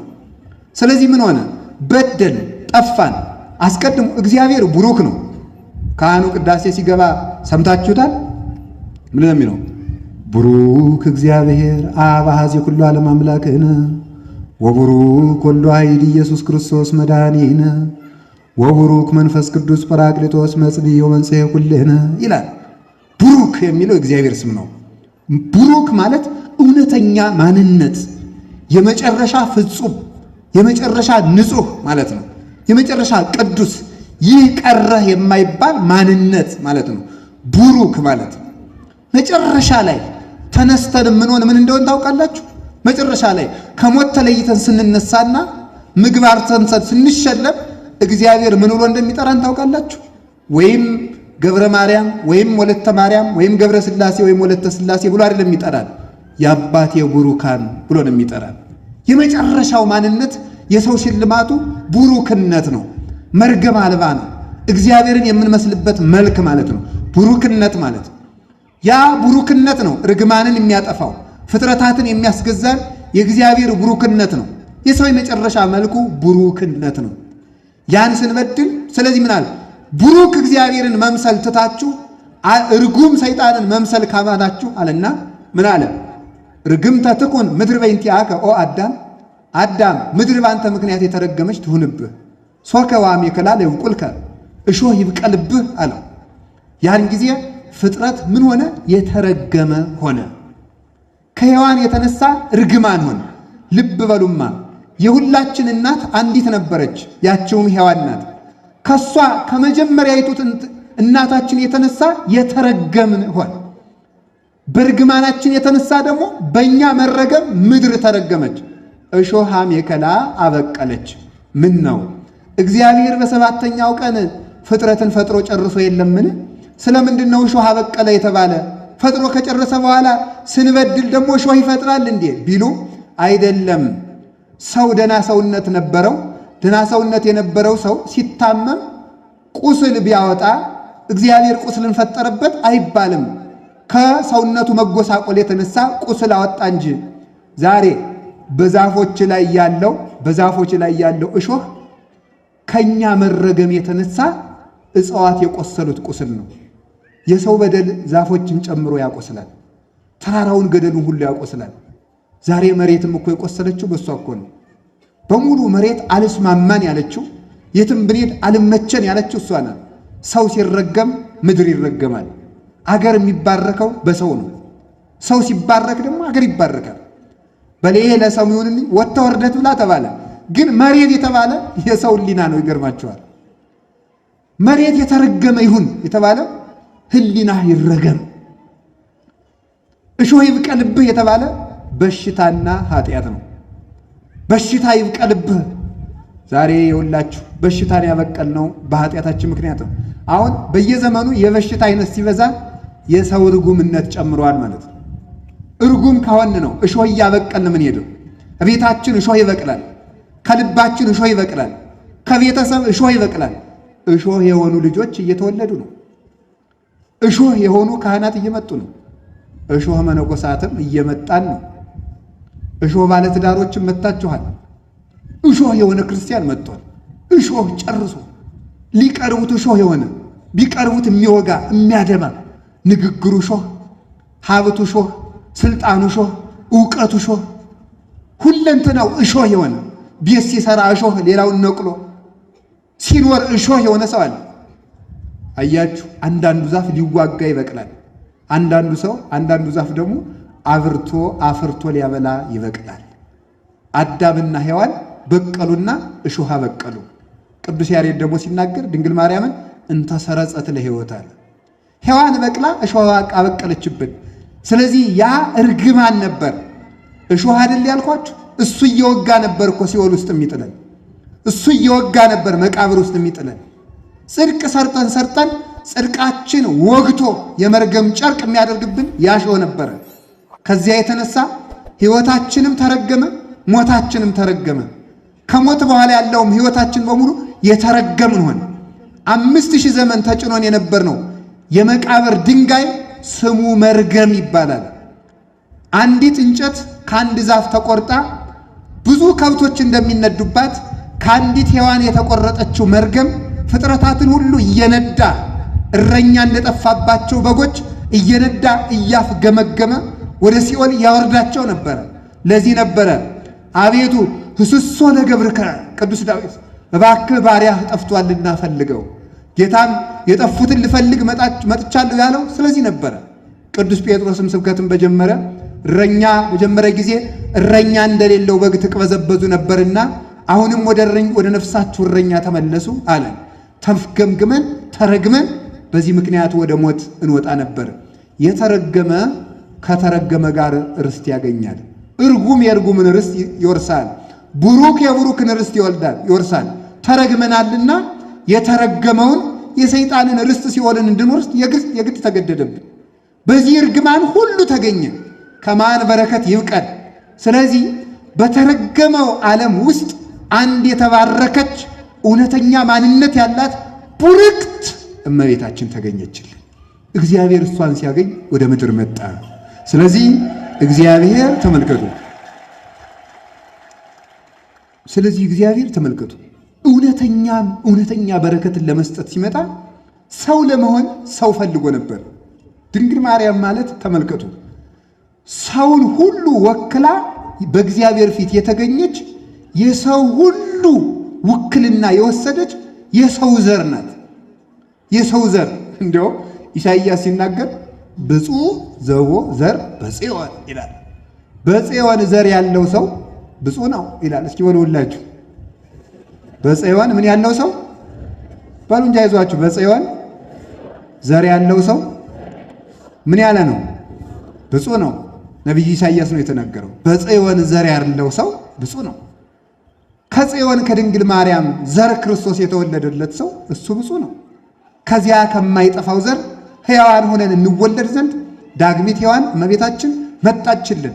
ስለዚህሳ መጀመሪያይቱ እናታችን ያሳረፈችብንን መርገም እውነተኛይቱ የተባረከችው መሬት እሷ ተገኘችና ቡሩክ መድኃኔዓለም ከሷ መጥቶ በማኅፀኗ እንዲያድር ሆነች። ቅዱስ ገብርኤል ስለዚህ መጥቶ ምን አለ? ተፈሥሒ ፍሥሕት ቡርክት አንቲ እማንስት፣ ከሴቶች ተለይተሽ አንቺ የተባረክሽ ነሽ የተረገምሽ ነሽ ተብላ ሔዋን የሰማችውን መርገም የተባረክሽ ነሽ የተባለችው እመቤታችን ነቅላ ጣለችላት። ስለዚህ ምን ተባለች? ተፈሥሒ ኦግዝቴ ቅድስት ድንግል እንተብኪ ተበትከ ማይሰራ ሔዋን ማይመሚ፣ የሔዋን የሚጎዳ ማሰሪያዋ በአንቺ የተቆረጠላት እመቤቴ ማርያም ሆይ ደስ ይበልሽ። በሉ እስቲ የሔዋን የሚጎዳ ማሰሪያዋ በአንቺ የተቆረጠላት እመቤቴ ማርያም ሆይ ደስ ይበልሽ። አሁንም ደስ ይበላት እመቤታችንን፣ ያንን እርግማን አስቀረችልን። ስለዚህ ምን ሆነ መሰላችሁ? አሁን ያ እርግማኑ ስንረገም ምን በቀለብን አልኳችሁ? እሾህ። ያንን እሾህ ለማብቀል እግዚአብሔር የተባረከችው ምድር እመቤታችን አገኘና ከሷ ተወለደና የተባረከ ሥጋ ለበሰና ያንን እሾሃችን በዕለተ ዓርብ አስጎንጉኖ ከራሱ ላይ ደፋው። ያንን እሾህ ከራሱ ላይ ሲደፋው የኛ የዘመናችን እሾህ በሙሉ ተነቀለልን። ጌታ በዕለተ ዓርብ የእሾህ ጉንጉን ሲለብስ የኛን እሾህ ነበር ተሸክሞ የዋለው። ያ እሾሃችን ነበር የረገፈልን። የሕይወታችን ራስ እሾህን ከራሱ ላይ ለብሶ የኛን እሾህ ከሕይወታችን ነቅሎ ጣለልን። መቃብር ላይ እየወጋ ያወረደልን፣ ወደ መቃብር ያስገመገመንን እሾህ ይነቀል ዘንድ የበረከት ምድራችን እሷ ነበረች። የዕድሜ በረከት የሰጠችን፣ የሕይወት በረከት የሰጠችን፣ የእንጀራ በረከት የሰጠችን፣ የዘላለም በረከት የሰጠችን እሷ ናት። ስለዚህ እመቤታችን የበረከት ምድራችን ነበረች። ቡርክት አንቲ እማንስት የምለው ቃል ቀላል እንዳይመስላችሁ። በረከት እንዲህ አለ ቅዱስ ጳውሎስ። ስለዚህም እንዲህ ብለን ለመዘመር በቃል ይትባረክ እግዚአብሔር አቡሁ ለእግዚእነ ወመድኃኒነ ኢየሱስ ክርስቶስ ዘባረከነ በኩሉ በረከት መንፈሳዊ በመንፈስ ቅዱስ ዘበሰማያት በኢየሱስ ክርስቶስ እግዚእነ ብሎ ይናገራል። በጌታችን በኢየሱስ ክርስቶስ በሰማያዊ በረከት በመንፈስ ቅዱስ በመንፈሳዊት በረከት የባረከን የጌታችን የመድኃኒታችን የኢየሱስ ክርስቶስ አባቱ እግዚአብሔር ይመስገን ይላል ቅዱስ ጳውሎስ ኤፌሶን ምዕራፍ 1 ቁጥር 3 ላይ። በመንፈሳዊ በረከት የባረከን እግዚአብሔር ይመስገን። ይህንን አባቶቻችን ሲተረጉሙ መንፈሳዊ በረከት አለ መንፈሳዊ በረከት አለ ከስጋዊ በረከት ሲለይ የስጋዊ በረከት አውጽኦሙ በኩሉ ሰርጎ ወርቅ ወበሩር የሚል ነበረ። የማልማል ከዚያ ሲለይ በረከት መንፈሳዊ ታለው አውጽኦሙ በኩሉ ሰርጎ ወርቅ ወበሩር። እስራኤል ከግብፅ ባርነት ሲወጡ ምን አድርገው እንደወጡ ታውቃላችሁ? ወርቅ ሰርቀው ነው የወጡት። ወርቅ ሰርቀው እግዚአብሔር ምን አደረገ? በሙሴ አማካይነት ከግብፃውያን ዕቃ ተዋሱ አላቸው። ወርቅና ብር አበድሩኝ አሉና ተዋሱ። በሉ ይሄንን ያዙና ውጡ አላቸው። እግዚአብሔር እስራኤልን ከግብፅ ሲያወጣቸው ሁለት ነገር አደረገላቸው። አንደኛ ባርነትን ሰረዘላቸው። አንድ ሁለተኛ ደግሞ ምን አደረገላቸው? ባርነት መሰረዙ ብቻ ሳይሆን ድሆች ነበሩ፣ ከብረው እንዲወጡ አደረጋቸው። ሶስተኛ ስደትን ማዳኑ ብቻ ሳይሆን ሰው ከስደት ወጥቶ ርስት ሳይገባ ቢሞት ጥቅም የለውም። ስደትን ብቻ ሳይሆን ያስቀረላቸው ርስትም ሰጣቸው። ሶስቱ ነበሩ ጥቅማቸው። ባርነት ቀረላቸው፣ አንድ ድህነታቸውን ወርቅ ይዘው በመውጣት ቀረላቸው፣ ሁለት ሶስተኛ ስደቱ ርስት በመውረስ ቀረላቸው። ይሄ ነበረ በረከት መንፈሳዊት፣ በረከት ስጋዊ የተባለ። ከዚያ በኋላ ተመልከቱ፣ አስተውሉ። ምንድን ነው እግዚአብሔር ስረቁ ይላል አይ ያላመኑትን ሰዎች ገንዘብ እግዚአብሔር ዝረፉ ብሎ አያውቅም። ታዲያ ምን ማለቱ ነበረ? የግብፃውያንን ገንዘብ ዘርፋችሁ ውጡ አላቸው። ይህ ማለት ለምን ይመስላችኋል? ያን ያህል ዘመን 215 ዓመት በባርነት ቀጥቅጠው ሲገዟቸው አንድ ቀን ደመወዛቸውን ከፍለው አያውቁም። ዛሬም እንኳን ድረስ ግብጾች የሚመኩባቸውን ፒራሚዶች ደም እያቦኩ ሴቶች ነፍሰ ጡሮች ጭቃ እያቦኩ ከዚያው ላይ እየወለዱ ሕፃናትን እርገጧቸው የሰው ደም ጭቃውን ያጠነክርልናል እየተባሉ ግፍ እየደረሰባቸው በሰሩት ፒራሚድ ላይ የዕለት እንጀራ እንኳን በሚገባ ሳይሰጣቸው እርጋፍ እየተሰጣቸው ነበር። ነው ያንን ድካማቸው ከፈልና በወርቅ አስጊጦ በወርቅ ሸልሞ አወጣቸው። ግብፃውያንን ዘርፈው እንዲወጡ አደረጋቸው። በኋላስ ምን አደረገላቸው? ደግሞ ባርነትን አስቀረ፣ ስደትን በርስ ተካ። ይህ ማለትን ማለት ነው። ተመልከቱ። ግብፅ ማለት ጨለማ ማለት ነው። ግብፅ የተባለ ሲኦል ነው። ባርነት የተባለ የዲያብሎስ ባርነት ለእኛ ቀረልን ነው። ከዚያ በኋላ ተመልከቱ። አውፅኦሙ በሰርጎ ወርቅ ወብሩር፣ እነዚያ ግብፃውያንን ዘርፈው ሲወጡ እኛ ደግሞ አጋንንትን ዘርፈን ነው የወጣ ነው። ይዘውብን ገፈውን የነበረውን ጸጋ መልሰን፣ ቀምተውን የነበርነውን ርስት አስከፍተን፣ ተዘግቶ የነበረውን የገነት ደጅ አስከፍተን፣ አተነው የነበረውን ዕፀ ሕይወት ዳግመ ከፈለነ ንብላ ዕፀ ሕይወት ዘውቱ ሥጋው ለክርስቶስ ወደሙ ክቡር፣ አተነው የነበረውን የሕይወት ፍሬ በላ ነው። እርሱም ክቡር የክርስቶስ ሥጋው ቅዱስ የክርስቶስ ሥጋው ክቡር ደሙ ነው። ዳግመ ከፈለነ ንባ ወደ ገነት እንድገባ ዘንድ አደለን። ሰርጎ መንፈሳዊ ተሰጠን። እስራኤል ጫማቸው ሳያልቅ ግብፅ የለበሱት ጫማ ርስት አስገባቸው። ይህ ጫማ ወንጌል ነው። የሰላምን ወንጌል ተጫምታችሁ ቁሙ ብሎ ቅዱስ ጳውሎስ ኤፌሶን 6 ላይ እንደተናገረ ወንጌልን ተጫምተን እንድንወጣ፣ በወርቀ ደሙ እንድንዋጅ፣ በክርስቶስ ስም እንድናጌጥ፣ ጌጣችን እሱ እንዲሆን፣ ከሲኦል እንድንወጣ፣ ርስት መንግሥተ ሰማያትን እንድንወርስ፣ በህብስት ፈንታ ቅዱስ ሥጋውን ክቡር ደሙን እንድንመገብ፣ በሐቀለ ቃዴስ ፈንታ ሐሩረ ገሃነምን እንድንሻገር፣ በመንፈሳዊ በረከት እንድንሸለም ያደረገን፣ በልጅነት ያከበረን፣ ለአባቱ ነገሥታትና ካህናት አድርጎ የመረጠን፣ ለርስቱ የዋጀን እሱ ነው። ለዚህ ሁሉ በረከታችን እመቤታችን ናት። አሁንም እሷን የፈጠረ እግዚአብሔር ይክበር ይመስገን። ስለዚህ እመቤታችን የበረከት ምንጭ ናት የምንለው ጥምቀት በረከት ነው። ይህ የተገኘው ከሷ በነሳው ሥጋ ነው። ቁርባን በረከት ነው። ከሷ በተገኘው ሥጋ ነው የቆረብነው። ከሷ ነግስቶ ያከበረውን ሥጋ ነው። ገነት መግባት በረከት ነው። እሱም በሷ የተገኘ ነው። የዘላለም ሕይወት ማግኘት በረከት ነው። መንግሥተ ሰማያት ገብቶ መኖር። ለሱም ደግሞ ቡርክት እመቤታችን ስለተገኘች ከሷ በነሳው ቡሩክ ሥጋ የተገኘ ነውና የበረከት መንፈሳዊ ሁሉ ምንጫችን እመቤታችን ናትና እናታችን ማርያም እመቤታችን ተመልከቱ። ይገርማችኋል። ለሔዋን የበረከት እናቷ ናት። ሔዋን ለልጆቿ መርገም ስታወርስ ማርያም ለእናቷ በረከት ሰጠቻት። ስለዚህ ድንግል ማርያም ምን መሰላችሁ? አንድ ባለቅኔ ሲናገር ምን አለ? አይ ጌታ አለ ጌታ እንዲህ ብሎ ተናግሮ ነበረ።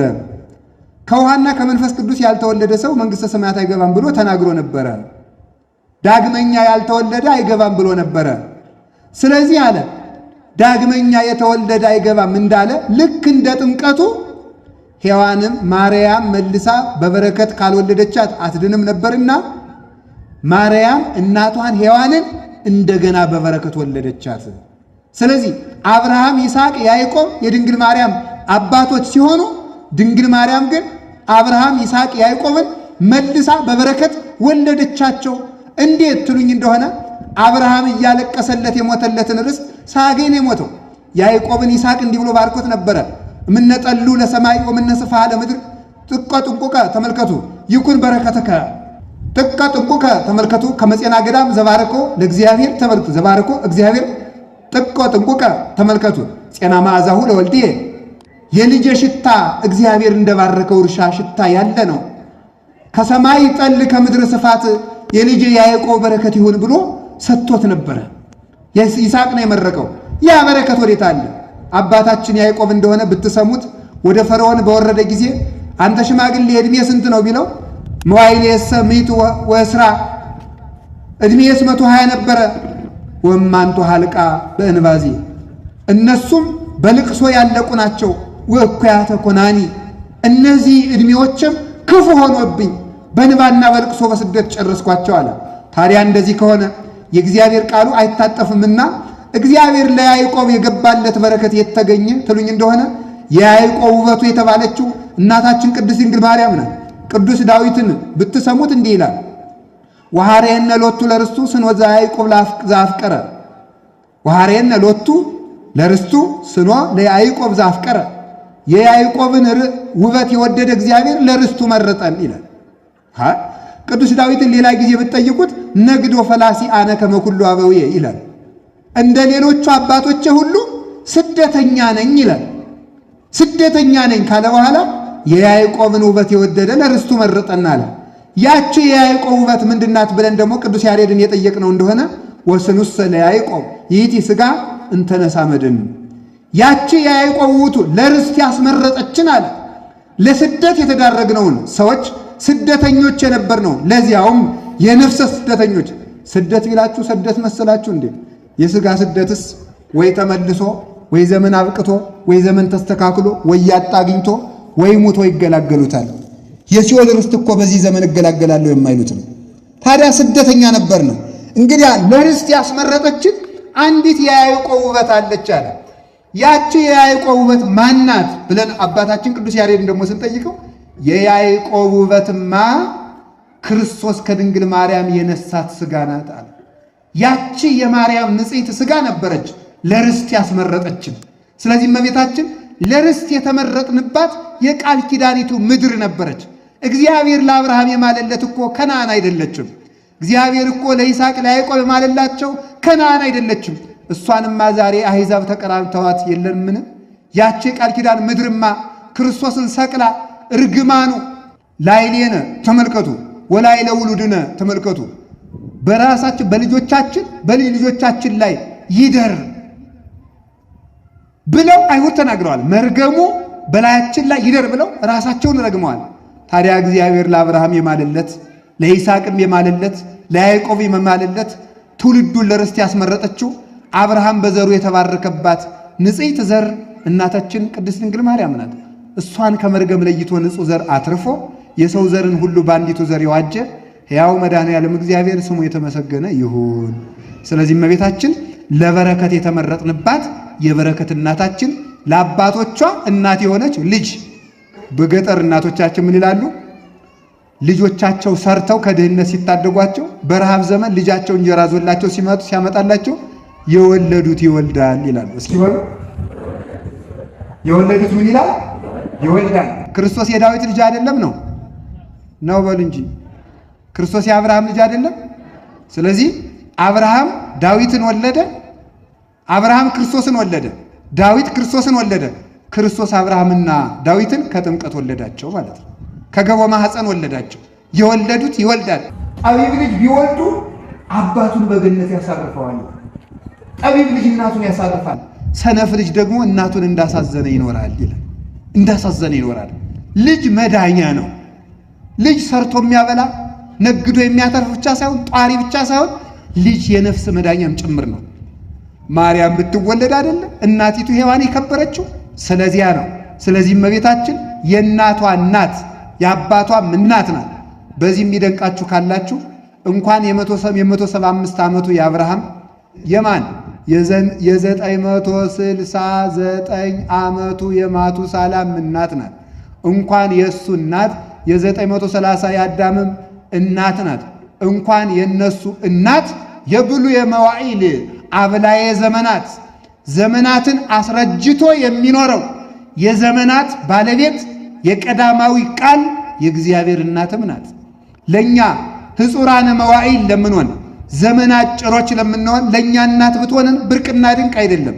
ለቀዳማዊ ቃል እናቱ ሆና ተገኝታለችና በዚህ ምክንያት እመቤታችን የበረከት ምንጫችን ናት። በእሷ በረከትን ስላገኘን አሁንም ደግመን በማህሌት ሁልጊዜ የምትባል አንዲት ቃል አለች። ማህሌት ሲጀመር ስቡ ወውዱ ዘሳረረ ኩሉ ዓለመ በሐቲ ቃል ይባላል። በአንድ ቃል ለይኩን ብሎ ዓለምን የፈጠረ ስቡ እግዚአብሔር የተመሰገነ ይሁን። ማታ ማህሌት ሲጀመር እንዲህ ነው የሚባለው፣ ስቡ ወውዱስ ከቃሉ ጋችሁ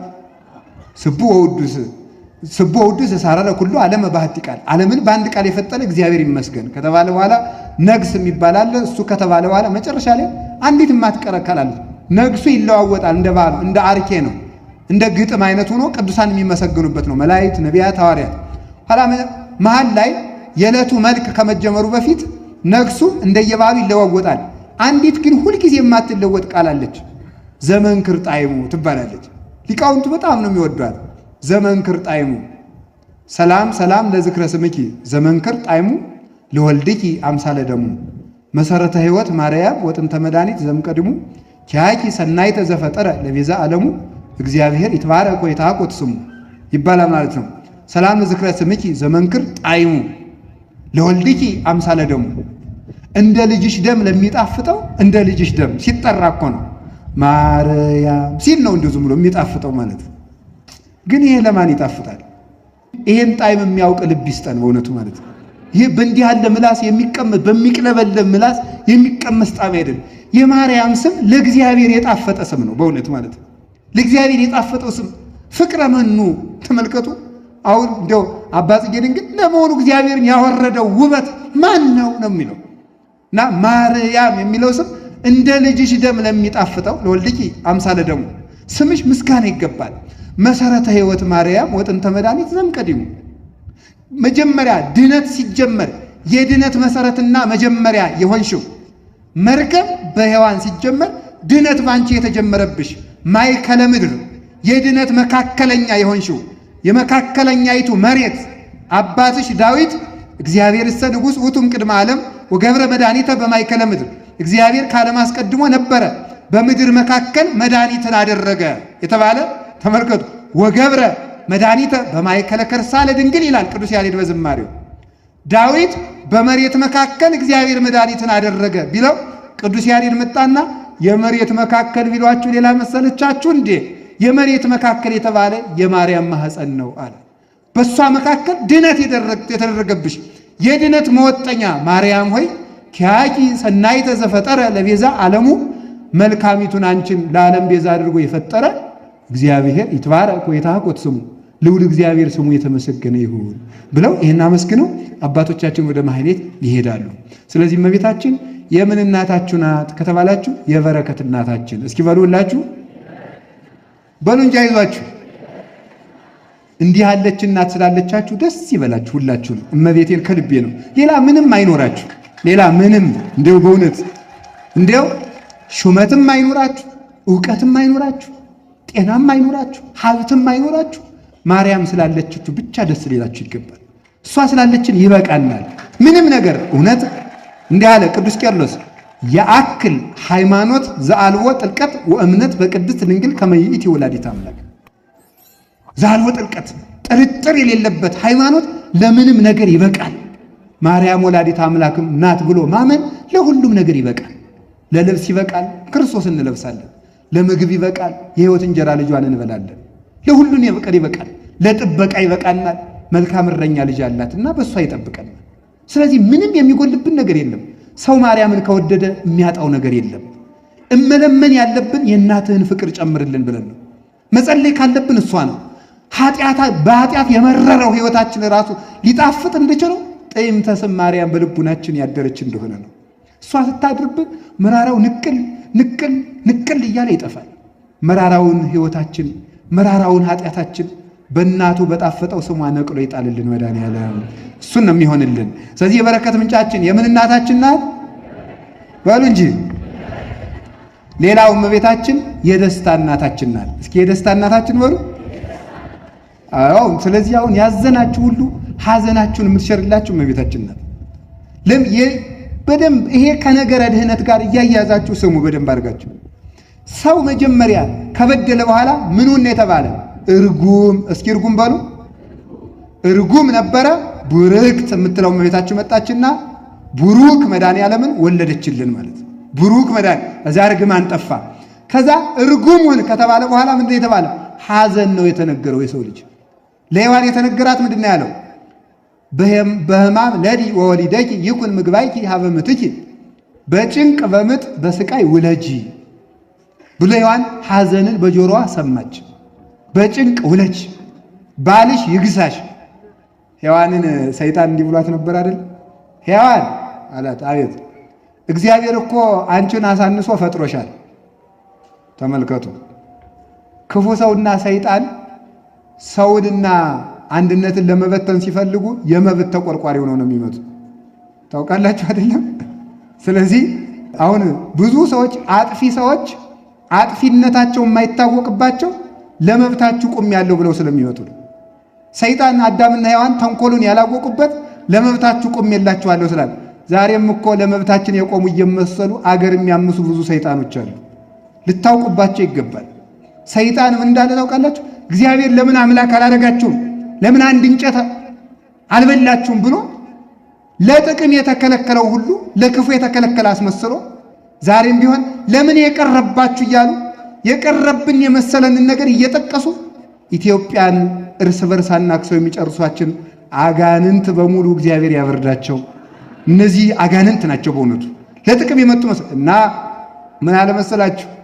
ሔዋን አቤት፣ እግዚአብሔር እኮ አንቺን አሳንሶ ፈጥሮሻል። አሳንሶ ነው የፈጠረሽ። ምክንያቱም ኋላ ነው የፈጠረሽ። ስለዚህ አንቺ አንሰሻል። ቆይ ከአዳምና ከሔዋን ማን ቀድሞ ተፈጠረ? ምእመናን አቤት አቤት፣ ማን ነው እንዲህ ብሎ የነገራችሁ? ይሁላችሁ ያልተማራችሁትን አትናገሩ። እውነቴን ነው። ሰምታችሁኛል አይደለም? አዎ ይሁላችሁ። ቅልብልብ ሰው በሶስት ይታወቃል ይላል መጽሐፍ። አንደኛ የማያውቀውን በመናገሩ፣ ሁለተኛ ሁሉን አውቃለሁ በማለቱ፣ ሶስተኛ በማያገባው በመግባቱ። ሞኝ ሰው በዚህ ይታወቃል ይላል እና ሞኛቱ ከአዳምና ሔዋን ማነው ፊት የተፈጠረ? አናውቅም አትሉም እንዴ? ኧረ አፈርሰውን በሉ። አውቃለሁ ያለ ሰው ጥበብ አይጨምርም፣ ያፈሰዋል። እስቲ አላውቅም በሉ እንዲጨመርላችሁ በሉ ሁላችሁም። በቃ እግዚአብሔር ያሳውቃችሁ። እንደሱ እኮ ነው በእውነቱ ማለት ነው። ስለዚህ ምን መሰላችሁ? ከአዳምና ሔዋን ማን ቀድሞ ከተፈጠረ ከተባለ አንድ ቀን ነው የተፈጠሩት። መጽሐፍ ቅዱስ ሳምንቱን የመጣች ያለ አዲያ ቢሆንሳ መጽሐፍ ቅዱስ ምንድን ነው የሚለው? በሰባተኛው ቀን እግዚአብሔርም ከሥራው ሁሉ አረፈ ይላል። ፍጥረት ያለቀው በስድስተኛው ቀን ነው። ሔዋን የመጣች በሳምንቱ ዓርብ ነው።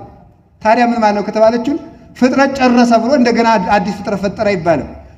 ሔዋንን ሲፈጥር እግዚአብሔር አዲስ ቁስ አምጥቶን የፈጠራት ቀድሞ ከተፈጠረው አጥንት ነው። ቀድሞ ከተፈጠረው አጥንት ነው አይደለ? ስለዚህ ሔዋን የተፈጠረችው አዳም ሲፈጠር ነው ማለት ነው። የዚያን ጊዜ ቆይ እናንተ የተፈጠራችሁት ዛሬ አሁን 50 ዓመት የሞላው ሰው የተፈጠረ የዛሬ 50 ዓመት መቼ ነው?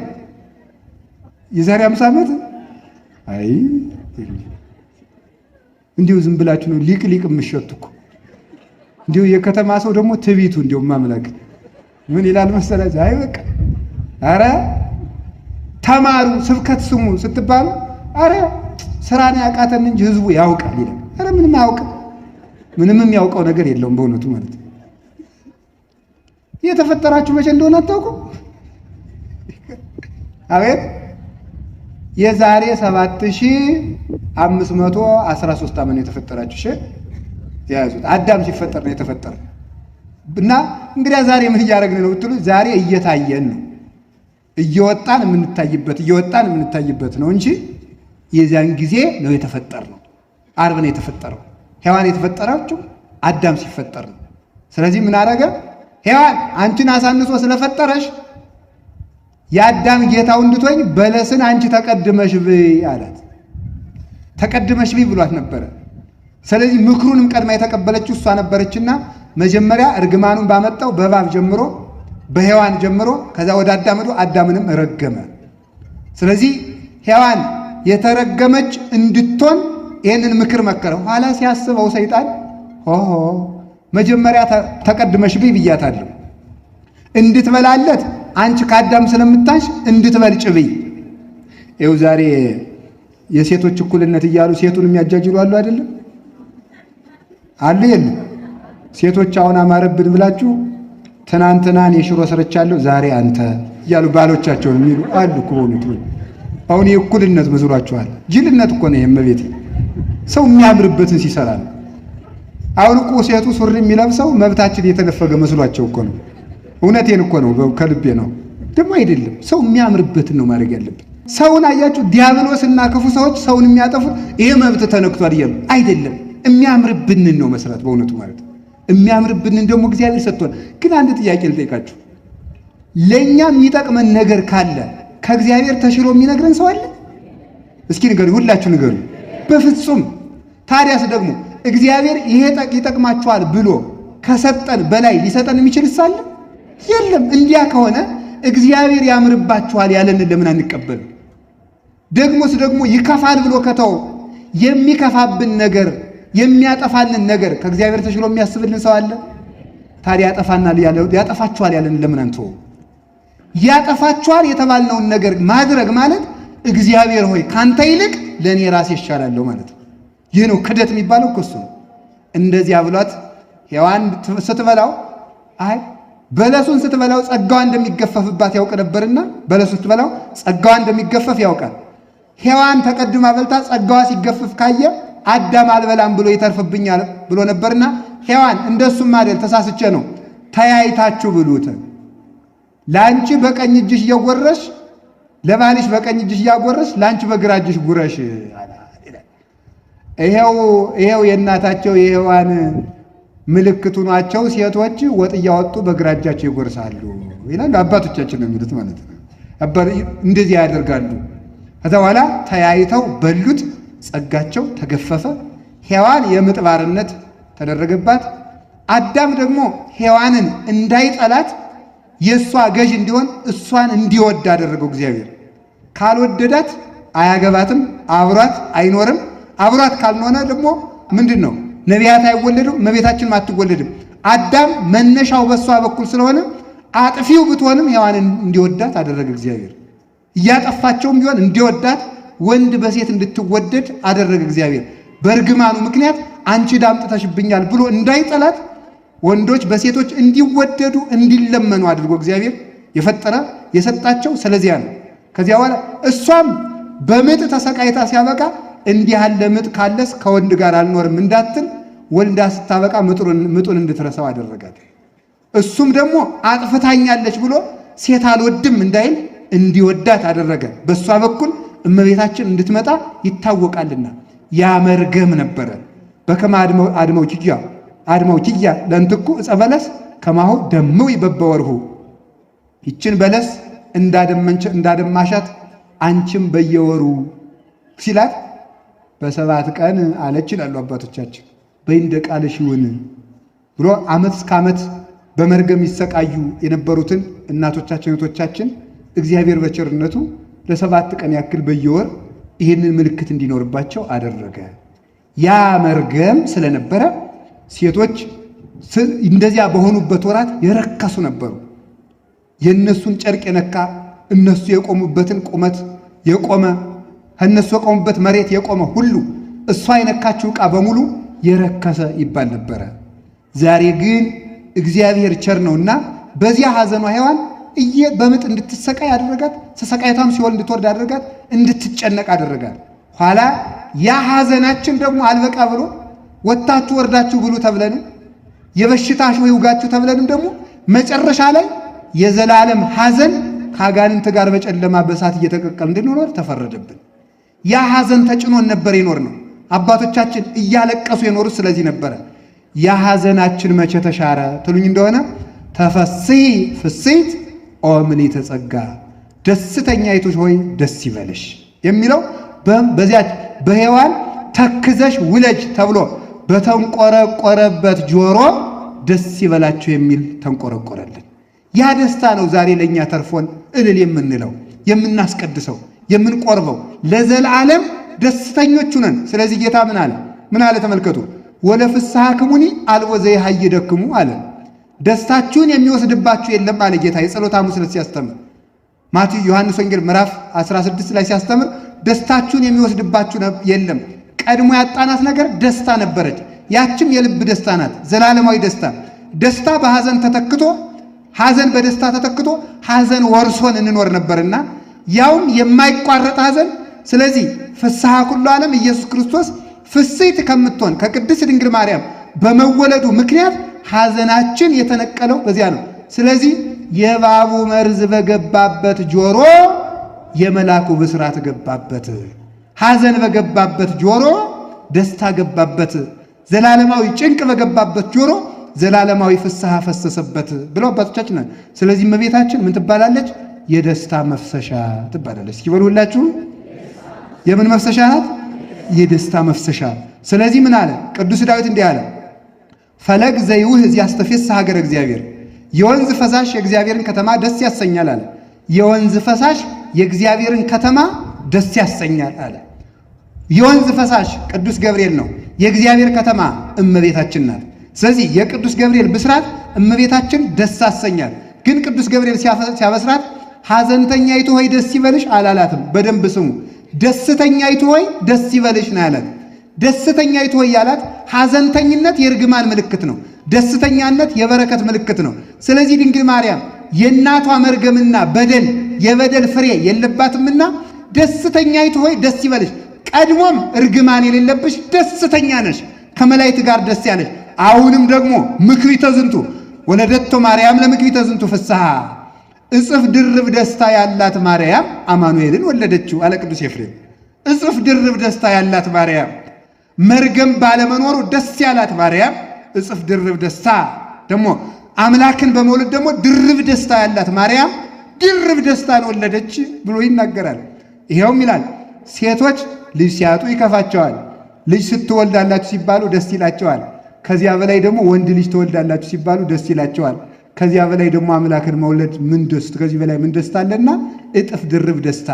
አንድም ይሉና ሊቃውንቱ ማርያም እጽፍ ድርብ ደስታ ያላት ማርያም እጽፍ ድርብ ደስታ የሆነ አማኑኤልን ወለደች ተብሎ ይነገራል። እሱ መጣና እንግዲህ ወዲያ በእኔ ካምናችሁ ደስታ አይቋረጥባችሁም።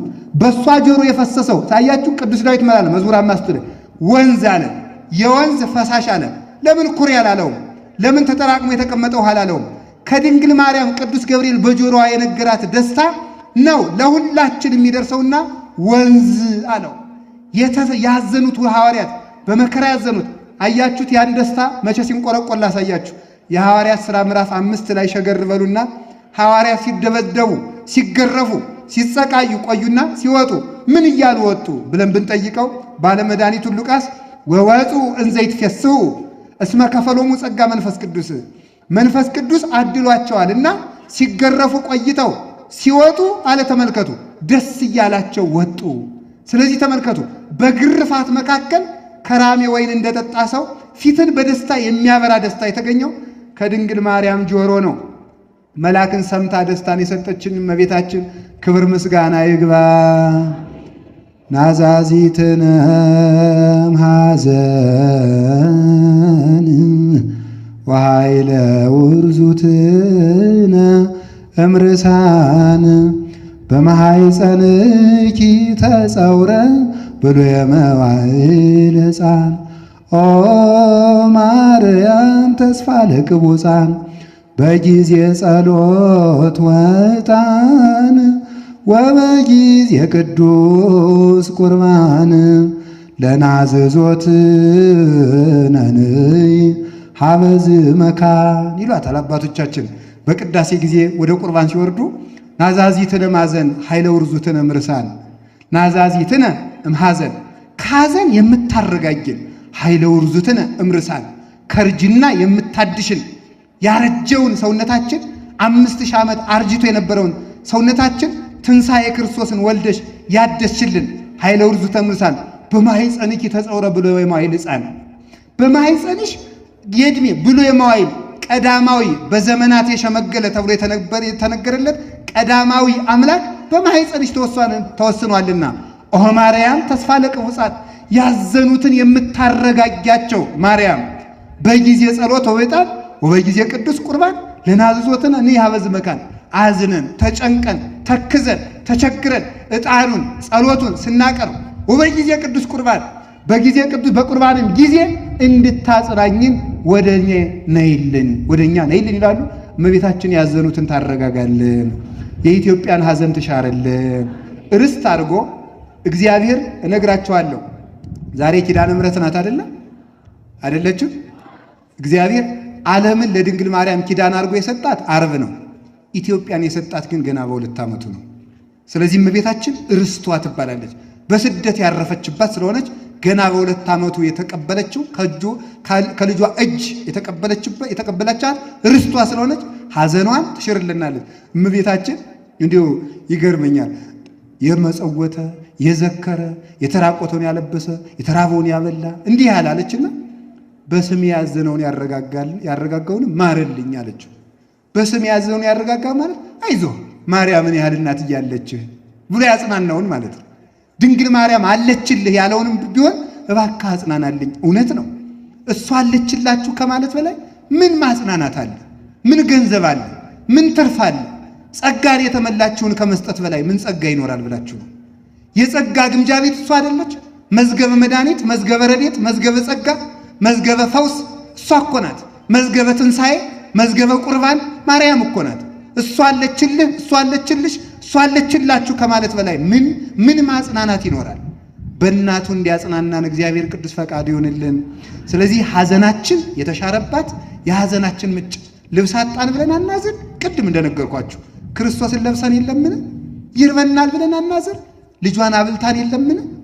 ስደተኞች ብለን አናዝን። ርስት ከፍታልን የለምን? ተረገምን ብለን አናዝን። በረከትን ሰጥታን የለምን? እንሞታለን ብለን አንፈራ። ትንሣኤን ወልዳልን የለምን? ግድያን አንፈራ። ሕይወትን ወልዳልን የለምን? ሕመምን አንፈራው። ፈውስን ወልዳልን የለምን? ምን እንሆናለን እሷ እያለችልን? ስለዚህ አለ ወበይንተዝ እይፈር እንዘ እታመን በወልድኪ ተመልከቱ ከመብሲ ዘሃሎ ተመልከቱ ማይከለ ጥቅም አድማስ ዘይንህል እኔ ድንግል ማርያም አላት። እኔ አባ ጊዮርጊስ ነው። ድንግል ማርያም እኔ አለ ባንቺ የምተማመነው በውቅያኖስና በጠፈር መካከል ካለው አድማስ ደንጊያ ከተጠጋ ሰው በላይ ያንቺን መጠጊያነት እመካበታለሁ። ለምን? ካንቺ የተወለደው ለዳንኤል አናብስት ያሰገደ፣ ለሰለስቱ ደቂቅ እሳት ያጠፋ፣ ለዳዊት ጠላት ያጠፋ፣ ለእስራኤል ባሕር የከፈለ ነውና ምኑን እፈራዋለሁ? አውሬ እንዳያስፈራኝ የአናብስቱ ጌታ፣ እሳትን አልፈራ የእሳቱ ጌታ፣ ባሕርን አልፈራት የባሕር ፈጣሪ ካንቺ ማኅፀን ተገኝቶልኝ ምን አይቼ ደነግጣለሁ ብሎ ይነገራል። ከማርያም የበለጠ መመኪያ የለም። ስለዚህ አለ ሰማይ መጅ ቢሆን ምድር ወፍጮ ብትሆን መካከል ላይ አጣብቀው ቢፈጩኝ አንቺ ካለሽልኝ ምንም አልሆንም። እንደ ኖህ ዘመን የሰማይ መስኮት ተከፍቶ የንፍር ውሃ ቢብዘን መሬትም የፈላ ውሃ ብታወጣ አንቺ መርከብ ከሆንሽኝ ይሻገረዋለሁ ብሎ ይነገራል። ስለዚህ እመቤታችን የሐዘናችን ሰዓሪት ናትና የሁላችሁንም ሐዘን ቆርጣ ትጣልላችሁ። በእውነትም ትጥልልናለች። አይዟችሁ እንኳን የ20 ዓመት የ30 ዓመት የ40 ዓመት የ50 ዓመት የ70 ዓመት የዘላለም ሐዘን ሽራልናለች። ደስታን ስለወለደችልን እኮ ነው። ሌላ ምንም አይደለም። ቅዱስ ጳውሎስ ምን አለ? ደግሜ እላችኋለሁ በክርስቶስ ደስ ይበላችሁ። አሁንም ደግሜ እላችኋለሁ በክርስቶስ ደስ ይበላችኋል። ሁሉ ያልቃል፣ የማያልቅ አምላክ ክርስቶስን ሰጥታልናል። ስለዚህ የደስታ እናታችን ናት። እመቤታችን እያሰባችሁ ደስ ይበላችሁ። የእሷ ፍቅር በልቡናችን ይደርብ። ከቃሉ ጋር ናችሁ? ከቃሉ ጋር ናችሁ? እግዚአብሔር ከሁላችን ጋር ይሁን። እንግዲህ እንደምታውቁት እመቤታችን የሃይማኖት እናታችንም ናት። እስኪ የሃይማኖት እናታችን በሉ። ሁለት ነገር ነው የሚቀረኝ፣ እሱን ተናግሬ ትምህርቱን ጠቅልላለሁ። ከዚህ ሌላ እስኪ የሃይማኖት እናታችን በሉ። እናታችን ቅድስት ድንግል ማርያም የምን እናታችን ናት? የሃይማኖት እናታችን ናት። በደንብ አስተውሉ። ሔዋን አሁንም ከሔዋን እነሳለሁ፣ ግን ሔዋንን እየወቀስኳት ይመስላችኋል? አይደለም፣ አይደለም። እሷ እናቴ ዛሬ ጸድቃ ብርሃን ለብሳ ያለች ሰው ማን ይወቅሳታል? ቅዱስ አትናቴዎስ አይ ሔዋን እንዲሁ ምን አደረግንሽ አለ። ምን ተረሰይናኪ ኦ ሔዋን፣ ምን ተረሰይናከ ኦ አዳም፣ ለምንድን ነው ይህን መርገም ያመጣችሁብን አለ። ግን ኦሪት እናት አባቱን የረገመ ርጉም ይሁን ይላልና እናንተን ልንወቅስ አይገባም። በዚያውስ ላይ ደግሞ እናንተስ ድናችኋል፣ ለእኛ ያብጅልን እንጂ ብሎ ተናግሯል። አዝኗል፣ ተክዟል። ኋላ ግን አመስግኗቸዋል። የሞኝ ሰባኪ የወቀሳ መጀመሪያው አዳምና ሔዋንን መውቀስ ነው። አዳም እንዲህ አድርጎ ነው የሚለው። እውነት ሰባኪ ስብከት ሲጠፋው ሩጡ አዳም ነው የሚደርስ። እውነቴን ነው የምነግራችሁ። ግን ነገረ ድነት ሲነሳ መነሻው እንደዚያ ስለሆነ እንጂ መውቀስ አይገባም። የአዳምን እባ እኮ ነው ማርያምን ያበቀለ። ሔዋን እኮ አልቅሳ እኮ ነው እሷን ያበቀለችልን። አባ ጊዮርጊስን የመሰለ ደግሞ አይናማ ሲገኝ፣ አይን ማለት በጎ በጎውን የሚያይ ነው ማምላክን፣ ጠማማ ጠማማ አይደለም። አባ ጊዮርጊስ ደግሞ ሔዋን እንኳን በለስን ቆረጥሽልን እናቴ፣ አዳም እንኳን በለስን ቆርጠ በላ፣ እናንተ በለስን ባትበሉ ማርያምን የት እናገኛን ነበር? እሷ ባትወለድስ ክርስቶስን የት እናየው ነበር? ኧረ እንኳን በላችሁ ይላል። እንኳን በሉ እንጂ ማምላክን በሉ እንኳን በሉ አዛኘን እመቤታችን ከምትቀርብን እንኳን በሉ። ይችን ብሪት አገር ይቺ ፀሐይ ከምትቀርብን ይቺ የፍጥረት መሰላል ከምትቀርብን እኔ እመቤታችንን እንኳን በገሃድ አይተናት እንደው አንድ ቀን በህልማችን አይተናትም በሞት ነው። እንዴት ያለች ውብ ናት! ፈጣሪ እንዴት አድርጎ ወደዳት! እንዴት ያለች መልከኛ ናት! መላእክት እኮ ሳስተውላታል። ለቅዱስ ሚካኤልና ለቅዱስ ገብርኤል ተመልከቱ፣ አዳምን ፈጥሬ የማድነው በዚች ነው ብሎ ከክንፋቸው ላይ ሳለላት ሰሎ ቢያሳያት ተመልከቱ። ከዚያ በኋላ ምን አለ? በክንፉ ሲላ ኧረ ቶሎ ፍጠራት ናፍቃናለች፣ ለእኛም እህት እንድትሆነን በንጽህና እንድትመስል ቶሎ ፍጠርልን። ይኸው ሲደርስ ትፈጠር። ሚካኤል መልአክ በክነፉ ጾራ የተባለች በዚህ ነው። በክነፉ ጾሮ በዚህ ክንፋቸው ላይ ስሎ አሳይቷቸዋል። እና ገና ሳያገኟት ነበር፣ ሳትወለድ ነበር የሚወዷት። በዚህ ዓለም ላይ የእመቤታችን ፍቅር እንደ ውሃ የፈሰሰለት ሰው የታደለ ነው። አባ ጊዮርጊስ ስለዚህ ነው ፍቅርሽ እንደ ወይንና እንደ ውሃ በልቤ ውስጥ ተቀላቅሏል። ወይንና ውሃ ከተቀላቀለ በኋላ ይሄ ወይን ነው ይሄ ውሃ ነው ማለት አይቻልም። እኔን ከማርያም ፍቅር የሚለይቶ ማሳየት የሚችል የለም ይላል። እንዴት አድርጎ ቢወዳድ ነው እናት! እንዴት አድርጌ ላመስግንሽ ይሆን አለ። ምን ላድርግ? ጠጉሬ እንኳን አፍ አውጥቶ ቢዘምርልሽ አይበቃሽ ይላል። ስለዚህ ዝም ብዬ ቡርክት ልሻለሁ ይላል። ስሟም እግዚአብሔር እንዳከበረው የተመሰገነ ይሁን። የምን እናታችን ናት ያልኳችሁ? ሶስተኛ አቤት። ስለዚህ አባታችን አዳምና እናታችን ሔዋን የጎደላቸው ምንድን ነበረ? አይዟችሁ፣ ምንድን ነበረ? ሃይማኖት። ምን የሚል እግዚአብሔር ይሄን በለስ ከበላችሁ ትሞታላችሁ የሚለውን ማመን ነበረባቸው። ነው እንዴ ብለው ጠረጠሩት። እሱንም ጠርጥረው ወደቁ። እመቤታችን ደግሞ ተደርጎ የማይታወቀውን ነገር አመነች። እንዴት አድርጋ? አንደኛ እግዚአብሔር ሰው ይሆናል ማለት በጣም ከባድ እኮ ነው።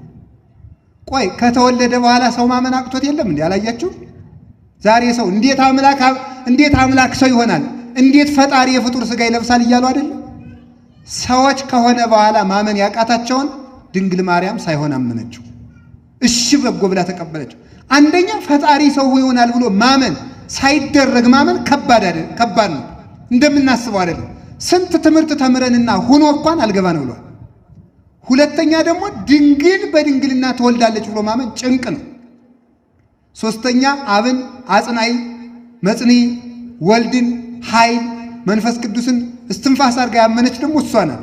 ስለዚህ ሥላሴን ያመነች ክርስቶስን ያመነች የእግዚአብሔርን መግቦትና ካህሊነት ያመነች እሷ ስለሆነች እመቤታችን የመጀመሪያይቱ የሐዲስ ኪዳን አማኝ ናት። በእውነቱ የመጀመሪያይቱ የሐዲስ ኪዳን መሪ፣ የብሉይ ኪዳን ፍጻሜ፣ የትንቢት መከር። ትንቢት አዝመራ ነበር፣ ደርሶ ታጭዶ ተወቅቶ ህብስት ሆኖ ተጋግሮ የተጎረሰባት መሶብ እሷ ናት ማለት ነው። ከሷ ሲደርስ ነው ሁሉ የታወቀው። ስለዚህ ድንግል ማርያም እግዚአብሔርን የሸፈነች ሳትሆን እግዚአብሔር የተገለጠባት የሃይማኖት መስታወት ናት። እሷን የፈጠረ እግዚአብሔር ይመስገን፣ እግዚአብሔር ይመስገን። እግዚአብሔር ወልድ የአብ ልጅ ነው። እግዚአብሔር ወልድ የአብ ልጅ ነው በሉ። አብ ያለ እናት ወለደው በሉ።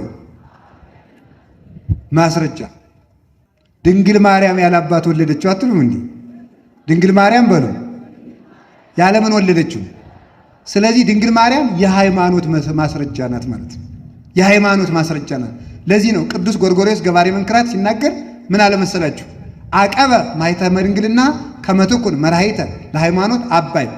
በድንግልና እንድትወልድ ያደረገው ለምንድን ነው ትሉኝ እንደሆነ አለ ለከባዲቱ የሃይማኖት ትምህርት ማስረጃ እንድትሆን ነው። ከባዱ እንዴት ነው? አብ ዓለም ሳይፈጠር ያለ እናት ወለደው። ቴሬ ነገር ከባድ ነው። እንዴት ሊሆን ይችላል እንዳንል ሊሆን ለመቻሉማ ፍጡር ሁና እንኳን እሷ ያለ አባት ወልዳው ከሆነ ፈጣሪ ያለ እናት ወለደው ሲባል ለምን አታምንም ብለን በዚህ እንድንረታ ብቸኛይቱ የሃይማኖት ማስረጃ። ስለዚህ ሰው 24 ሰዓት ማርያም ማርያም ማርያም እመቤታችን ወላዲተ አምላክ ሲል ውሎ ቢያድር ሃይማኖትን ይገልጣል እንጂ ሃይማኖትን አይሸፍንም። ሃይማኖታችን ያየንባት እመቤታችን ክብር ምስጋና ይግባ። ስለዚህ እመቤታችን የምን እናታችን ናት? ሃይማኖታችን የተገለጠባት፣ ጣዖታትን የጣልንባት፣ የረከሰባት፣ ጣዖታት የረገፉባት፣ የግብፅ ጣዖታት በሙሉ እርግፍ ያሉባት። እንዲህ ያለ ኢሳይያስ ወይ ወርድ እግዚእነ ተጽዕኖ በደመና ቀሊል፣ እግዚአብሔር በፈጣን ደመና ተጭኖ ወደ ግብፅ ይወርዳል። እዚያሳ ወይ ደነግጹ፣ እዚያ የግብፅ ጣዖታት ሁሉ ይደነግጣሉ። ምን ሲሆን? እግዚአብሔር በፈጣን ደመና ተጭኖ ሲመጣ። ግብፅ ጨለማ ነው ሲሆን ነው ብያቸዋለሁ። ፈጣን ደመና እመቤታችን ለረድኤት ትፈጥናለችና እግዚአብሔር በፈጣኒቱ ደመና በድንግል ማርያም ሲመጣ አጋንንት ይደነግጣሉ፣ አምልኮ ጣዖት ይጠፋል። ሃይማኖትን የገለጠች ደመና ስለሆነች እመቤታችን የሁለንተናችን እናት ናት። ከቃሉ ጋር ናችሁ? በመጨረሻ እመቤታችን የምን እናታችን ናት ካላችሁኝ፣ የቃል ኪዳን እናታችን ናት። የምን እናታችን ናት? አቤት! የቃል ኪዳን እናታችን ናት። የቃል ኪዳን እናታችን እግዚአብሔር ለአዳም ቃል ኪዳን ሰጥቶት የለ? እሱ ተፈጸመና 9 ወር ከ5 ቀን በማኅፀኗ ተወለደ። እንዲህ ያለ ቅዱስ ጳውሎስ ዋመበፃ ጊዜው ፈኖ እግዚአብሔር ወልዶ ዋሄደ ወተወልደ እምብእሲት። የዘመኑ ፍጻሜ በደረሰ ጊዜ እግዚአብሔር ልጁን ላከ። ከምንም ተወለደ አለ። በሉ እንጂ ከሴት። በሴት ጠፍተን ነበረ። በሴት የጠፋነውን በሴት እንደሚያደንን ሲያጠይቅ የሴቲቱ ዘር ራስህን ይቀጠቅጣል ብሎ ተናግሮ ነበረ። እባቡ የሴቲቱ ዘር ያቺ የቀጠርኳት ሴት ማርያም ናት ለማለት ምን አለ? ከሴት ተወለደ ብሎ ተናገረ። ለዚያውም ከሴት ተወለደ ብሎ የተናገረለት ሰው እንግዲህ ከምን ይወለዳል የሚል ጥያቄ ሊነሳ ይችላል። ተለይቶ ግን ለሌሎች አባቶች እገሌ ተወለደ ይላል እንጂ መጽሐፍ ቅዱስ ከሴት ተወለደ አይልም። ከሴት ተወለደ ያለው ያለ ወንድ ዘር እንደምትወልደው ለማጠየቅ ነው። በዚያውም ላይ ደግሞ የተቀጠረችው የቃል ኪዳን ሴት እሷ እንደሆነች ለማጠየቅ ነው። ስለዚህ ቃል ኪዳኑ የተፈጸመባት ኪዳነ አዳም፣ ኪዳነ ኖህ፣ ኪዳነ አብርሃም፣ ኪዳነ ሙሴ፣ ኪዳነ ዳዊት፣ ኪዳነ ነቢያት፣ ኪዳነ እግዚአብሔር የተፈጸመባት፣ ኪዳነ መልከ ጼዴቅ የተፈጸመባት የስምንቱ ኪዳናት ፍጻሜ እመቤታችን ናትና አምላክን የወለደች ዕለት የሁላችን እናት ሆነች። በዚህም የቃል ኪዳን እናታችን ሆነች። ስለዚህም ተባለች ኪዳነ ምሕረት። ኪዳነ ምሕረት ባሉ አዎ ኪዳነ ምሕረት ያልናት ምንድን ነው? እግዚአብሔር አዳምን ሲምረው ኪዳኑን ፈጽሞ ነውና ያ ምሕረት የተፈጸመባት እመቤታችን ስለሆነች ኪዳነ ምሕረት ያልናት ዛሬ የካቲት 16 ስለተቀበለችው ቃል ኪዳን ብቻ ሳይሆን ዋናውም ኪዳን የተፈጸመባት የእሷ ማኅፀን ስለሆነች ኪዳነ ምሕረት። ስለዚህ የፈጣሪ አባት አባታችን እንደሆነ የፈጣሪ እናት እናታችን ሆነች ማለት ነው። አያችሁ እንዴ? የፈጣሪ አባት የወልድ አባት ማን ነው? አብ በሉ። ስንጸልይ አብን ምንን እያልን እንጸልያለን? ስለዚህ የፈጣሪን አባት አባታችን ሆይ ካልን የፈጣሪን እናት ምን እንላታለን? እናታችን ማርያም ሆይ የተገባ ነው። አምላክ እናቴ ያላትን እኔ እናቴ ላልላት ነው እንዴ? ፈጣሪ እናቴ ካላት እኔማ ሎሌሽ ነኝ ብላት፣ ኧረ እናትም የሆነችን በቸርነቷ ነው። አንደኛ የእግዚአብሔር ቸርነት ይገርማል። የእሱን እናት እኛም እናታችን ሲል፣ ለነገሩ ፈጣሪ ቅናት የለበት አይደል? እንጅማ እኮ የአምላክን እናት እናቴ ማለት ራሱ እኮ ትዕቢት እኮ ነው። ትዕቢት ነው፣ አዛኝ ነው። ሁለተኛ ደግሞ የእሷም ደግነት እኔ አንተን ልጅ ባልኩበት ዘማውያንን ሁሉ ልጅ አልልም አለ ማለቷ። የረከሱት ሁሉ እናቴ ማርያም አይሉኝም እንዳይሉ ይከልክላቸው አለማለቱ አይደንቃችሁ? የምድር ንግሥት ብትሆን እኮ ዘወር በል እኔ ያንተ እናት አይደለሁም ትለን ነበር። እሷ ግን ቸር እናት ስለሆነች የመሐሪው እናት እርሪት ማርያም ለውሻ ያዘነች ስለሆነች እናታችን ስንላትም አናፍረ። እናትነቷ ሲበዛብን እንጂ ኧረ ወይ ጉዱ ወይ እናት አልልም ማለት። ስለዚህ እመቤታችን ምንድናት ካላችሁኝ እሷ የፈጣሪ እናት የቃል ኪዳን እናታችን ናት። ቃል ኪዳኑ ተፈጽሞ አምላክ የተወለደባት ስለሆነ የአምላክ እናት የሆነችለት የፍጡራን እናት ሆነች። የፈጣሪ እናት ስትሆን የፍጡራን እናት የሆነችው ያን ጊዜ ነው። የፈጣሪን እናት እንድናደርግ የፈቀደልን እግዚአብሔር የተመሰገነ ይሁን። ስለዚህ ምን አለ? በዚህ ደግሞ ይደንቃችኋል። የፈጣሪን እናታችን ማለታችን ሲደንቀን ከእሷ የተወለደው ክርስቶስ ወንድማችን ሊሆን መሆኑ ነው የሚደንቀው እኮ። ምክንያቱም እሱ የእኛን ሥጋ ለብሷልና። ስለዚህ ምን አለ ቅዱስ ጳውሎስ? ወንድሞቼ ማለትን አያፍርም። እስኪ በሉላችሁ፣ ወንድሞቼ ማለትን ምን አይልም? አያፍርም። ለምን ስንለው ስለዘነሰወሰ ይነሰውን መላእክት አብርሃም ዘር አብርሃም አለ። የነሳውን ሥጋ ከአብርሃም ይዞት አልመጣም። ከአብርሃም ዘር ከነሳው የአብርሃምን ልጆች ሁሉ ወንድሞቼ ማለትን አያፍርም። ፈጣሪ ወንድሞቼ የሚለን የፈጣሪ አባት አባታችን የሆነ የፈጣሪ እናት እናታችን የሆን ስለሆን ድሃ አደጎች አይደለንምና በዚህ ደስ ይለናል። እግዚአብሔር የተመሰገነ ይሁን። ከቃሉ ጋር ናችሁ? እግዚአብሔር ከሁላችን ጋር ይሁን። ሌላው የፍቅር እናታችን ናት። እስቲ የፍቅር እናታችን በሉ እንጂ። እግዚአብሔር ይወደናል አይወደንም? ወዶ ምን አደረገልን? ሞተልን በሉ። ፍቅሩን በምን ገለጠው? በመሞት ገለጠው። ሲሞት ነው ፍቅሩን የገለጠ አይደል? ከዚያ በኋላ መጨረሻ ላይ ሲሞት ተመልከቱ፣ ፍቅሩን ገለጠ። ፍቅሬን በሞት ገልጫለሁ አለና ማረጋገጫ ነው እናቱን እንካችኋለ እነሆ እናታችሁ ብሎ ሰጠን። እግዚአብሔር ፍቅሩን ሲገልጥ ሰው ተመልከቱ እወዳችኋለሁ ብሎ ቃሉን የገለጠባት የነፃነታችን ደብዳቤ ማርያም ሆነች ማለት ነው። የአምላክ ፍቅር የተነበበባት መጽሐፍ ሆነች። በደም ማኅተም የታተመች የአምላክ ፍቅር። ስለዚህ አለ አባ ጊዮርጊስ እኔ እንግዲህ ከዛሬ ጀምሬ ያለ የማርያም ባሪያ ነኝ ብዬ የፍቅር ውል ጽፌአለሁ ይላል። ይችን አልቦ ዘይግ ጠስ ይወታ ይችን የሚሰርዛት የለም። ምክንያቱም አንደኛ በወረቀት አልጻፍኩትም፣ ሁለተኛ በቀለም አልጻፍኩትም፣ የጻፍኩት በልቤ ነው። ቀለሙ ደግሞ የልጅሽ ደም ነው ይላል። ልጇ መውደዱን እናቱን በመስጠት ሲገልጥ እኛም መውደዳችን ከእናቱ ስር በመገኘት ገለጥን። አምላክ ለመውደዱ ለወደደው ደቀ መዝሙር እናቱን በመስጠት ሲገልጥ የተወደደው ደቀ መዝሙር ደግሞ እናቱን በመቀበል ፍቅሩን ገለጠ ማለት።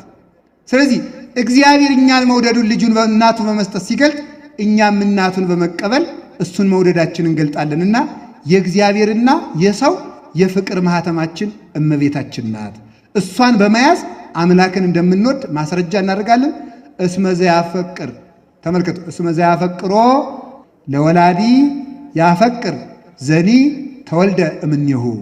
ወላጁን አብን የሚወድ ወልድን እንደሚወድ በዚህ ይታወቃል። ወልድን የሚወድ አብን እንደሚወድ በዚህ ይታወቃል አለ ዮሐንስ በመልእክቱ። ማርያምን የሚወድ ወልድን እንደሚወድ ይታወቃል።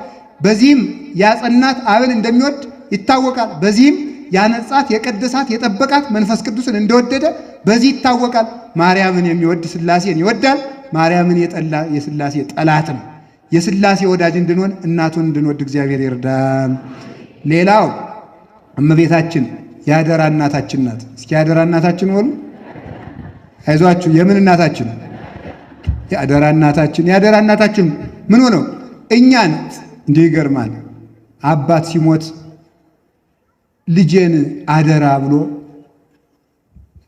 ሚስት ካለች ለሚስቱ፣ እናቱ ካለች ለእናቱ፣ ሌላ ልጅ ካለ ትልቅ ልጅ ለሱ፣ ያም ከሌለ ለጎረቤት ሰጥቶ ይሞታል።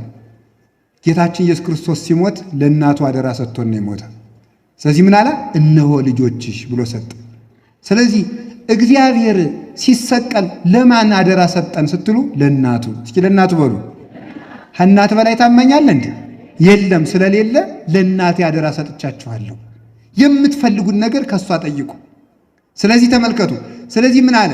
እኔም በሷ አድሬ የምትፈልጉን እሰጣችኋለሁ ብሎ እኛን ለሷ አስጠግቶናል። ስለዚህ ምን ማለት ከነገኔ እደር ከነገኔ ተጠጋ እንደሚል ሰው መንገድ የሚሄድ ሰው እኔ በዚህ ቀን እመለሳለሁ ከነገሌ ቤት ቆይ ብሎ ልጁን አስጠግቶ እንደሚሄድ መጥቶ በምጽአት ተመልከቱ ከሙታን ለይቶ አስነስቶ እስከሚያሳርገን ድረስ ከእናቱ አስጠጋን። እመቤታችንሳ ምን ታደርግልን? ጥግ አድርጎ ስለት ጸወነ ሥጋ ጸወነ ነፍስ ትሆነልናለች። ማርያም ታይካ በምድር ወታይካ በሰማይ አለ ቅዱስ ያሬድ። ማርያም ይሉሃል ምንድናት ትለኝ እንደሆነ ማርያም ማለት የሰማይም የምድርም ጥግ ናት አለ። በምድር ከመከራ ትጠብቅሃለች፣ ስትሞት አጋንንትን ታርቅልሃለች፣ በሰማይ ደግሞ ከሲኦል መውረድ ትጠብቅሃለች። ስለዚህ ማርያም ማለት የሰማይም የምድርም ጥግ ናት። ስለሆነች ምን እንላታለን ሲላል እምነ ጽዮን ይብል ሰብእ አለ ቅዱስ ዳዊት። ሰው ሁሉ እናታችን ጽዮን ይላል። እስኪ በሉ ሁላችሁም ሰው ሁሉ ምን ይላናል? እናታችን ጽዮን ይላል። አሁን ልጇ አደራ የሰጠን ለእናቱ ስለሆነ ሁላችንም አደራ ከተቀመጥንበት ቤት እንዳንጠፋ እግዚአብሔር ይርዳል። በዚህ ዘመን ክርስቶስ ሲመጣ መገኘት ያለብን አደራ አኖሮን ከሄደው ቤት ነው። አደራ ያኖረባት ሰፊቱ አዳራሽ ደግሞ እመቤታችን ናት። ከሷ አቅፍ የተገኙ ሰዎች አይጠፉም። እውነቴን ነው የምነግራችሁ። ሞታችንም ታሳምርልናለች። ለዚህ ነው ደራሲው ሕይወቴ መሞቴ ማርያም ባርኪ ብሎ የጸለየው። ማርያም ሆይ ሕይወቴንም ሞቴንም ባርኪልኝ ብሎ የተናገረው። በመንገድም ስንቃችን ናት፣ በሞታችንም ስንቃችን ናት። ከሷ አስጠግቶን ሄደ። ለኛ እሷን እናቴን አደራ ብሎ ሄዷል። ፍቅሯን ያዙልኝ ነው እንጂ እኮ ሌላ ምን ልናደርግላት ነው? ለሷ እንካናት ብሎ ለዮሐንስ ሲሰጠው በዮሐንስ ለኛ ሰጠን። ተመልከቱ፣ በዮሐንስ በኩል እሷን ለኛ ሲሰጠን እኛን ደግሞ በዮሐንስ አድርጎ ለሷ ሰጠን። ስለዚህ የአደራ እናታችን ናት። አደራ የምንጠብቀው ምን አለ ቅዱስ ጳውሎስ? ዕቀብ ማኅፀንተከ በመንፈስ ቅዱስ ዘህዱር ላዕሌከ። ተመልከቱ ልጄ ጢሞቴዎስ ላይ በአንተ አድሮ ባለው መንፈስ ቅዱስ አደራህን ጠብቅ ብሎ አዘዘው። የክርስቲያን ዋናው ነገሩ ምንድን ነው? አደራ መጠበቅ ነው። አደራ ማውጣት ምንድን ነው? ከተቀበልነው አደራ አንዱ የእናቱን አደራ ማውጣት አለብን። የፍቅሯን አደራ በልተን እንዳንገኝ ዘረ ቆርጥም እንዳንሆን እግዚአብሔር ይጠብቀን። ስለዚህ ሁላችሁም ውዳሴ ማርያም ስታቋርጡ እመቤታችንን ሳታመሰግኑ ስትሆኑ አደራ እየበላችሁ እንደሆኑ መውቁት። ከጸለያችሁ ግን ለእናቱ አደራ ሰጥቷችኋልና ሞትም አይነጥቃችሁም። የምትፈልጉት ነገር ሁሉ ታገኛላችሁ። እሱን ነው የምላችሁ። የመጨረሻ እመቤታችን የነጻነት ደብዳቤያችን የነጻነት እናታችን ናት። እስኪ የነጻነት እናታችን በሉ። የምን እናታችን ናት አልኳችሁ? አቤት የነጻነት እናታችን። ነጻነት እንግዲህ ተመልከቱ፣ ሰው ዕዳ ይኖርበታል። ዕዳ በምን ይታወቃል? በሉ እስኪ አንድ ጊዜ ሁላችሁ አቤት በደብዳቤ ይላሉ አባቶቻችን። በምን ይታወቃል? እገሌ ይሄን ያህል ወርቅ ተበድሯል፣ የነበሩ ሰዎች እነገሌ፣ የነበሩ ሰዎች እነገሌ፣ የነበሩ ሰዎች እነገሌ ተብሎ ይጻፋል። ዲያብሎስ ዕዳ ጽፎ አኑሮብን ነበረ። ሁለት ዕዳ፣ አንዱ በዮርዳኖስ አንዱ በሲኦል። በዮርዳኖስ የተቀበረውን ጌታ እንደ ሰውነቱ ተረግጦ እንደ አምላክነቱ አቅልጦ አጠፋልን። በሲኦል ያለውን ደግሞ በዕለተ ዓርብ በአጸደ ነፍስ ገብቶ በርብሮ ደምስሶ አጠፋልን። ወደምሰሰ መጽሐፈ ዕዳን አለ ቅዱስ ጳውሎስ። የዕዳ መጽሐፋችን ደመሰሰልን ያለውን ቅዱስ ኤፍሬም ደግሞ ወሰጠጠ መጽሐፈ ዕዳሆሙ ለአዳም ወለሔዋን፣ የአዳምና የሔዋንን የዕዳ ደብዳቤያቸውን ደመሰሰላቸው። በጣም ጥሩ። ዕዳችን በመስቀሉ ደም ተሰረዘልን ካልን ለመሰረዙ ደግሞ የደረሰኝ ደብዳቤ ይሰጠዋል ሰው በእውነቱ ማለት ነው። ከፍለሃል ተብሎ ዕዳችን ማን ከፈለ? ክርስቶስ። ለመከፈሉ ማስረጃ ሲባል አካላዊ ቃል በማኅፀኗ የተቀረጸባት እናቱን ደረሰኝ አድርጎ ሰጠን። መርገማችን ለማብቃቱ የተቀበልናት ከአምላክ የተቀበልናት የነጻነት ወረቀታችን እመቤታችን ነው። ዕዳችን የከፈልነው ሰው ዙሮ ቢመጣ የከፈልንበትን ጽሑፍ እንደምናሳየው ዲያብሎስ መልሶ በመርገም እንዳይዘን እመቤታችን እያሳየን እናሳፍረዋለን። ሊገለን ለሚመጣው ሲኦል ሊያወርደን ለሚመጣ ሁሉ እመቤታችን እያሰብን እናሳፍረዋለን። አጋንንትን በእመቤታችን እንድናሳፍር አምላከ ቅዱሳን ይርዳን። የፍቅር የአደራ የጸጋ የሃይማኖት የድነት እናታችን ስለሆነች ነበረ ካረፈ በኋላ ጌታ ካረገ በኋላ ዕለት ሌሊት ከመቃብሩ እየሄደች ደምህን የከፈልክለትን ሕዝብ አውሬ እንዳይበላው ማርልኝ እያለች ስታለቅስ ነበር። አይሁድ ከመቃብሩ ስትመጣ በድንጋይ ውገሯት ብለው ጠባቂ ቢያቆሙ እሷ ግን እየተሰወረች እየሄደች ታለቅስ ነበር። ስትጸልይ ዛሬ ወርዶ እንደምታውቁት የምሕረት ኪዳንን ሰጣት። በስምሽ የታመኑ አስራት አድርጎ ሰጣት። የሚገርማችሁ እመቤታችን ተሰዳ ሳለ እንደነገርኳችሁ ቅድም ኢትዮጵያን ርስት አድርጎ የሰጣት በስንት ዓመቱ ነው ያልኳችሁ? ተሰዶ ሳለ ጣና ቂርቆስ 4 ወር ከ10 ቀን ተቀምጣለች እመቤታችን። በሌሎቹም ገዳማት በደብረ ሊባኖስ፣ በአክሱም፣ በአሰቦት፣ በደብረ ወገግ በእነዚህ ገዳማት ሁሉ ተቀምጣለች እመቤታችን። ገና ሳይኖሩ አስቀድማ ኋላ ለሚነሱ ቅዱሳን በእናቱ እግር እየባረከ ነበር የሰጣቸው ማለት ነው። ባርኮ ኋላ እንደውም ዋልድባ የሚበላውን ቋርፍ ቆፍሮ ሁሉ አቅምሷታል። ይሄማ ልጄ መራራ አይደል ብትለው ኋላ ልጆችሽ ሲበሉት እንዳይሰለቹትና ጸንተው እንዲኖሩ አንቺ ቅመሽላቸው ብዬ ነው ብሏታል። መራራውን ቋርፍ አባቶቻችን በልተው ጸንተው እንዲኖሩ ቀመስን። ኋላ ዘመኑ ደርሶ ከጣና ተነሽና ሂጅ ስትባል እኔ አልሄድም፣ አይሁድ የዳዊት ሀገር ቤተልሔም አሰድዳኛለች፣ ይቺ ግን በሰላም አኖራኛለችና ከዚህ አልሄድም አለችው። አይ ቃል ኪዳኑ ደም መፍሰሱ አይቀርምና እንሄዳለን፣ ነገር ግን ይችን ሀገር ርስት አድርጌ ሰጥቼሻለሁ ብሎ ከስደት ስትመለስ ርስት አድርጎ እኛንማ ሁልጊዜ ነው የሰጠን። ደግሞ ኢትዮጵያውያንን ማምላክን እንዲሁ ዝም ብሎ ኢትዮጵያ ኢትዮጵያ ትላላችሁ እንጂ ይላል አንዳንዱ ዝም ብሎ የአእምሮ ስደተኛ። ኢትዮጵያ ኢትዮጵያ ትባላለች። ኢትዮጵያ ምንድን ነው? መጽሐፍ ቅዱስ ላይ 40 ጊዜ ስለተጻፈች ምን ሶሪያም ትጽፋለች ይላል። ዋ ሰርቋል ተብሎ የጻፈና ሰጥቷል ተብሎ የተጻፈ እኩል ነው እንዴ? ነውር እኮ ነው ማምላክን። ኢትዮጵያ እኮ የተጻፈችው እጆቿን ወደ እግዚአብሔር ትዘረጋለች ነው እንጂ ኢየሩሳሌምን ትበረብራለች ተብሎ አይደለም የተጻፈ። ስለዚህ ተመልከቱ፣ የተጻፍንበት አካሄድ እኮ ይለያል። ወይ ደነግጻ ተመልከቱ፣ አይጻዳት ኢትዮጵያ ትንቢተ ዕንባቆም ላይ የኢትዮጵያ ድንኳኖች ይጨነቃሉ ነው የተባለ። የኢትዮጵያ ድንኳኖች ይጨነቃሉ። ድንኳን የተባለ ልብ ነው። ይገርማቸዋል፣ ልብ ነው። ኢትዮጵያውያን አምላክ በእንግድነት ሲመጣ ተብረክርከው ይቀበሉታል ማለት ነው ትንቢቱ ማለት ነው። በስደቱ ጊዜ እያሳረፍ ነው። ስለዚህ ነው። ስለዚህ ኢትዮጵያውያን ለእመቤታችን 2 ጊዜ እንደ ዓለም ከመስቀሉ ስር ተቀብለናታል።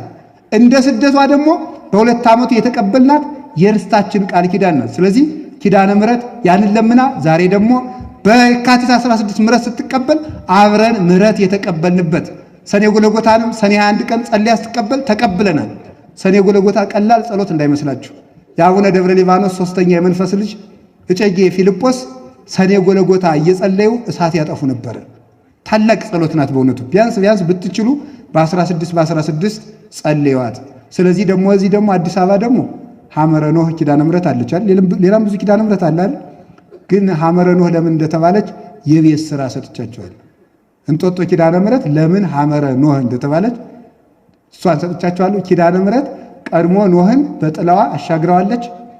እኛን ከጥፋት ደግሞ ከመርገም ኋላ ሰው ልጇን ሰው ሲሆን ወልዳ አድናናለች። ከዛ ቀጥሎ ደግሞ አዲስ አበባ የሚጠፋውን የሚነሳውን ማይበል ደግሞ እሷ ታድነን። አሜን በሉ እንጂ። እውነት የምነግራችሁ የትኛውን ማይበል የምታሻግረን ኪዳነ ምሕረት ናት። ድነትን የምትሹ ምእመናን በሙሉ ገነትን የምትሹ ክርስቲያን በሙሉ በእንተ ማርያም መሐረነ በሉ በእንተ ማርያም መሐረነ በሉ በሉ አብራችሁ ድነትን የምትሹ ምእመናን በሙሉ ገነትን የምትሹ ክርስቲያን በሙሉ በእንተ ማርያም መሐረነ በሉ በእንተ ማርያም መሐረነ በሉ። ስለ እናቱ ብሎ ይማረን።